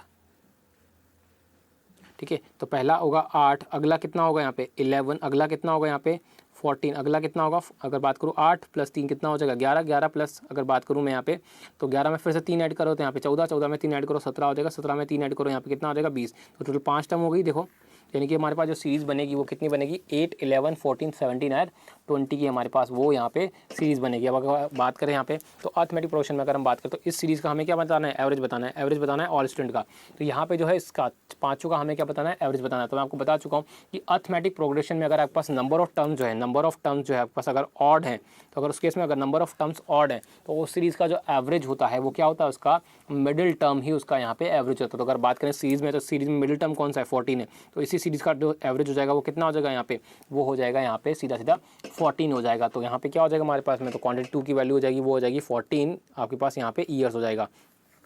तो यहाँ पे टोटल हमारे पास क्या हो जाएगा, पूरे ग्रुप का जो एवरेज जाएगा वो हो जाएगा 14 ईयर्स। अगर हम बात करें यहाँ पे तो उस केस में देखो क्वांटिटी 1 और क्वांटिटी 2 में हम इजीली बता सकते हैं यहाँ पे कि क्वांटिटी 1 और क्वांटिटी 2 में जो डिफरेंस होगा, यानी कि बात करें कौन सा यहाँ पे रिलेशन बनेगा, तो वो क्या हो जाएगा क्वांटिटी 2 जो है आपके पास यहाँ पे बड़ी हो जाएगी। तो आंसर कौन सा हो जाएगा, ऑप्शन नंबर बी जो है हमारा यहाँ पे करेक्ट आंसर हो जाएगा। तो आई होप आपको समझ में आया होगा कि जो क्वेश्चन आपको सॉल्व करना था वो किस तरह से यहाँ पे सॉल्व करना था। बात करते हैं यहाँ पे नेक्स्ट और लास्ट क्वेश्चन की बात करते हैं वीडियो के। तो वो देख लेते हैं कि क्वेश्चन जो है हमारे पास लास्ट 50 नंबर का क्वेश्चन जो है हमें क्या दे रखा है और किस तरह से इस क्वेश्चन को सॉल्व करना है। तो बात करते हैं नेक्स्ट क्वेश्चन की बात करते हैं। 15 नंबर का क्वेश्चन हमें क्या देखा, देखो ध्यान से देखते हैं। बोला गया है ₹X is invested in a scheme which offer 10% compound interest. एक स्कीम में इन्वेस्ट किया गया, आपके पास ₹X इन्वेस्ट किए गए जो क्या कर रही है 10% कंपाउंड इंटरेस्ट दे रही है, compounded annually, and the interest earn after 2 years is 2625 rupees, यानी कि 2625 रुपये जो है वो यहाँ पे इंटरेस्ट हमें मिला है। तो क्या यहाँ से इस क्वेश्चन से हम एक्स की वैल्यू निकाल सकते हैं? बिल्कुल निकाल सकते हैं। कैसे निकालते हैं? देखो आपको बताया हुआ है यहाँ पे कि जो आपके पास CI/SI वाला क्वेश्चन है, CI वाला, उसमें कैसे कैलकुलेट करते हैं। देखो 10% दे रखा, 10% का मतलब होता है 10 से 11, यानी कि 10 अगर आपके पास प्रिंसिपल है आपके पास में, तो आपके पास जो आपके पास अमाउंट बनेगा वो कितना हो जाएगा आपके पास में 11 हो जाएगा। तो यहाँ पे आपको बताया कि 2 साल का है आपके पास में, तो 2 साल के लिए क्या बनते हैं हम यहाँ पे 10 और 10 2 बार लिखते हैं यहाँ पे। तो रेशियो क्या बनेगा प्रिंसिपल और अमाउंट का, तो वो बनेगा आपके पास 100:121, यानी कि अगर आपके पास 100 रुपये इंटरेस्ट है, 100 रुपये आपके पास प्रिंसिपल है, तो 10% की रेट से 2 साल बाद अमाउंट कितना बनेगा आपके पास में, वो बनेगा 21 रुपीज़। तो यहाँ पे इंटरेस्ट कितना बनेगा, वो बनेगा आपके पास में 21 रुपीज़। तो मुझे पता है सीधा सीधा कि आपके पास इंटरेस्ट जो 21 है वो किसकी वैल्यू के बराबर है, वो 2625 के बराबर आपके पास यहाँ पे दे रखा है। तो यहाँ से 1 की वैल्यू निकाली तो कितनी बार जाएगा, 1 बार जाएगा। कितना बचेगा यहाँ पे 12, यानी कि पास कितना हो जाएगा यहाँ पे, अगर 12 सॉरी यहाँ पे 1 बचेगा तो कितना आ जाएगा पास में वैल्यू 25 आएगा। इसके बाद बात करें यहाँ पे 2625 है ना, हाँ तो बिल्कुल आपके पास कितना बचेगा पास में हो जाएगा वैल्यू। उसके बाद कितना बचेगा यहाँ पे 4 बचेगा, तो यानी 42 आ जाएगा। फिर से आपके पास अगर बात करें यहाँ पे 5 बचेगा 52 हो जाएगा। तो इसके बाद कितनी बार जाएगा, 2 बार जाएगा यहाँ पे, तो कितना बचेगा पास में 10 हो जाएगा, यानी कि आपके पास कितना आ जाएगा 105, यानी कि 5 बार आपके पास यहाँ पे चला जाएगा। तो अगर मैं बात करूँ यहाँ पे तो 1 की वैल्यू कितनी आ जाएगी 125। तो हमें क्या बात करें, अगर हम प्रिंसिपल की बात करें तो यानी एक्स की वैल्यू बात करें तो कितना आ जाएगा हमारे पास में 12,500 रुपये हमारे पास क्या आ जाएगा प्रिंसिपल आ जाएगा, यानी कि एक्स की वैल्यू कितनी आ जाएगी हमारे पास में 12,500 रुपये हमारे पास कितनी आ जाएगी, एक्स की वैल्यू हमारे पास आ जाएगी, यानी प्रिंसिपल की वैल्यू हमारे पास यहाँ पे आ जाएगी। अब क्वांटिटी 1 के लिए जो क्वेश्चन हमें बोला गया, देखो क्वेश्चन हमें देख लेते हैं क्वेश्चन हमें क्या बोला गया यहाँ पे। यहाँ से तो मैंने प्रिंसिपल निकाल लिया, यानी एक्स की वैल्यू हमें निकाल ली। अब उसके बाद बात करते हैं आगे में क्या बोला गया क्वांटिटी 1 के लिए। Find the rate of interest if the 2x rupees, यानी कि 2x का मतलब कितना हो गया पास में, वो 12,500 की जगह डबल कितना हो जाएगा 25,000 रुपये जो आपने यहाँ पे इन्वेस्ट किए इन स्कीम, एक स्कीम में एट अ सिंपल इंटरेस्ट, किसी सिंपल इंटरेस्ट से। तो and interest earn after 2 year is 8,000 रुपये। तो 8,000 रुपये का आपको इंटरेस्ट मिला, यानी कि 25,000 रुपये पर आपने किसी रेट से पैसा इन्वेस्ट किया SI पर, तो आपको इंटरेस्ट कितना मिला, आपको 2 साल के बाद में वो मिला आपको 8,000 रुपये यहाँ पे मिला। तो 25,000 रुपये पे हमें पता है SI का फॉर्मूला क्या होता है हमारे पास, 25,000 इंटू रेट हमें नहीं पता कितने साल लगे, 2 साल, अपॉन में कितना आ जाएगा 100 आ जाएगा, यानी कितना आ जाएगा बराबर वो 8,000 आपका CI आ जाएगा। 3 0 से 3 0 काट दीजिए, 25 से कितनी बार जाएगा, ये 4 बार जाएगा और ये 2 बार चला जाएगा, यानी कितना आ जाएगा पास में R की वैल्यू कितनी आ जाएगी पास में, वो क्रॉस मल्टीप्लाई करिए 16%। तो यानी कि क्वांटिटी 1 की अगर हम बात करें तो क्वांटिटी 1 में जो है हमारे पास रेट ऑफ इंटरेस्ट कितनी आ जाएगी, वो 16% पर एनम जो है हमारे पास क्या आ जाएगी, रेट ऑफ इंटरेस्ट हो जाएगी यहाँ पे पर एनम। तो क्वांटिटी 1 हमारे पास वैल्यू आ चुकी है 16%। अब बात करते हैं यहाँ पे क्वांटिटी 2 के लिए जो क्वेश्चन हमारे पास दे रखा है वो देख लेते हैं यहाँ पे क्या बोला गया है। बट उससे पहले मैं क्या करता हूँ यहाँ पे जो है हम यहाँ पे इसको इरेज कर देते हैं यहाँ पे, ठीक है, सॉल्यूशन को इरेज कर देते हैं। आई होप आपको समझ में आ गया होगा कि किस तरह से क्वेश्चन को सॉल्व किया। आप बात करते हैं यहाँ पे देखो क्वेश्चन नंबर 2 क्वांटिटी 2 के लिए जो क्वेश्चन की बात करते हैं यहाँ पे क्या दे रखा है, find the rate of interest if x + 7,500, यानी कि टोटल कितना हो गया x + 7,500 का मतलब कितना हो गया पास में, वो बोलेगा टोटल वैल्यू 12,530 में 750 से ऐड कर दिए तो कितना आएगा पास में वैल्यू, तो आ जाएगी पास में 20,000 रुपये। यानी कि आपने कितना इन्वेस्ट किया यहाँ पे सेकंड स्कीम में, तो आपने किया यहाँ पे 20,000 रुपये इन्वेस्ट किया है, ठीक है 20,000 रुपये आपने इन्वेस्ट किया है। Is invested in a scheme, एक स्कीम में इन्वेस्ट किया है विच ऑफर कंपाउंड इंटरेस्ट, तो कंपाउंड इंटरेस्ट ऑफर कर दी compounded annually and interest received after 2 years is ₹6,450, यानी कि 6,450 रुपीज़ आपको यहाँ पे क्या मिला है, इंटरेस्ट आपको मिला है। तो यहाँ पे आपको क्या निकालना है, रेट ऑफ इंटरेस्ट निकालना है। तो ऐसा क्वेश्चन हम यहाँ पे कंपाउंड इंटरेस्ट के अंदर देख चुके हैं यहाँ पे कि जिसमें आपको प्रिंसिपल दे रखा होता है और आपको यहाँ पे अमाउंट दे रखा होता है, और उसके इसमें आपसे पर टाइम भी आपको दे रखा होता है, और उसके इसमें आपसे रेट ऑफ इंटरेस्ट आपसे पूछता है। तो किस तरह से सॉल्व करते हैं यहाँ पे, तो उसके इसमें आप लोगों को पता होगा कि हम प्रिंसिपल और अमाउंट का क्या निकालते हैं, यहाँ पे रेशियो ले लेते हैं। उसके बाद क्या करते हैं, जितना टाइम दे रखा होता है आपके पास में उसका क्या करते हैं, उतना ही टाइम का रूट हम यहाँ पे करते हैं। जैसे 2 साल दे रखा है तो स्क्वायर रूट करते हैं प्रिंसिपल अमाउंट में, और अगर 3 साल दे रखा है तो हम यहाँ पे क्यूब रूट यहाँ पे करते हैं। तो अगर मैं बात करूँ प्रिंसिपल की तो कितना हो जाएगा मेरे पास, प्रिंसिपल वो हो जाएगा 20,000 रुपये, और मेरे पास अमाउंट कितना बनेगा, तो प्रिंसिपल प्लस अमाउंट कितना हो जाएगा, यानी कि 20,000 प्लस 6,450 रुपये। तो यहाँ पे ऐड कर दी तो कितना आएगा 20,000 प्लस ये कितना आ जाएगा 26,450 हो जाएगा। इसका रेशियो बना लीजिए यहाँ पे, तो 0 से 0 कट जाएगा। इसको फर्दर सॉल्व कर लीजिए, यहाँ पे किससे कटेगा, दोनों तरफ 5 से कटेगा ना, तो कितनी बार जाएगा 400 बार जाएगा, और ये 5 से इसको काटो कितनी बार जाएगा 5 बार, बचेगा एक, 2 बार चला जाएगा, यहाँ पे कितना आ जाएगा 45 यानी कि 9 हो जाएगा। यानी रेशियो क्या बनेगा आपका यहाँ पे 2 साल के लिए प्रिंसिपल अमाउंट का वो 400/529 आपके पास 2 साल का आ जाएगा। या तो 2 ईयर्स के लिए आया, लेकिन हमें क्या करते हैं 1 साल के लिए निकालते हैं, तो हम क्या करते हैं यहाँ पे स्क्वायर रूट करते हैं, तो कितना आएगा 20 और ये 23 आपके पास यहाँ पे बनेगा। नहीं दोनों तरफ क्या कर देंगे हम स्क्वायर रूट कर देंगे, यहाँ पे स्क्वायर रूट कर देंगे, हमारे पास क्या आ जाएगा 20 × 23 का आ जाएगा। तो यहाँ पे देखो 20 क्या हो गया आपके पास में प्रिंसिपल हो गया, 23 आपके पास अमाउंट हो गया। तो इंटरेस्ट कितने का मिला 3 का, कितने पर 20 पर, तो कितना आपके पास में वो 3 × 20 को इंटू 100 कर देंगे ताकि आपके पास प्रिंसिपल से परसेंटेज में आ जाए। कितनी बार जाएगा 5 बार, यानी कि कितना आ जाएगा 15%, यानी कि 15% पर एनम जो है आपके पास क्या हो जाएगा यहाँ पे वो आपके पास कंपाउंड इंटरेस्ट के लिए इंटरेस्ट की रेट आ जाएगी 2 सालों के लिए। तो हमारे पास जो क्वांटिटी 2 का जो वैल्यू आएगा यानी कि रेट ऑफ इंटरेस्ट यहाँ बनेगी वो कितनी बनेगी 15% पर एनम जो है हमारे पास यहाँ पे रेट ऑफ इंटरेस्ट बनेगी क्वांटिटी 2 के लिए। तो अगर आप हम इजीली देख के बता सकते हैं कि 16% और 15% में कौन बड़ा होगा, तो 16% बड़ा हो जाएगा, यानी क्वांटिटी 1 जो है आपके यहाँ पे बड़ी हो जाएगी। यानी आंसर कौन सा हो जाएगा, ऑप्शन नंबर ए जो है आपका यहाँ पे करेक्ट आंसर हो जाएगा। तो आई होप आपको जो है आज के क्वेश्चन समझ में आए होंगे कि किस तरह से हम यहाँ पे क्वेश्चन को सॉल्व करते हैं अर्थमेटिक के, और इनइक्वालिटी में किस तरह के क्वेश्चंस आपके पास एग्जाम में पूछे जाते हैं और किस तरह से जो है आप इनको सॉल्व कर सकते हो। तो इसके लिए हमने बात से आपको पहले ही बताया था कि आपका अर्थमेटिक वाला पार्ट जो है वो क्लियर होना चाहिए, क्योंकि अगर वो क्लियर नहीं होगा तो आप इनइक्वालिटी के इस टाइप के क्वेश्चन जो है सॉल्व नहीं कर पाओगे। तो आई होप आपको आज का सेशन समझ में आया होगा, अच्छा लगा होगा, आपको जो है यहाँ पे जितने भी प्रॉब्लम्स आपको आई होंगी वो अच्छे से क्लियर हो गई होंगी। तो बात करते हैं हम यहाँ पे नेक्स्ट टॉपिक को लेते हुए, जो हम बात करेंगे यहाँ पे नेक्स्ट वीडियो में। तब तक के लिए मैं आपको मिलूंगा नेक्स्ट वीडियो में। तो आप लोग अपना और अपनों का ख्याल रखिएगा। शुक्रिया, बाय बाय।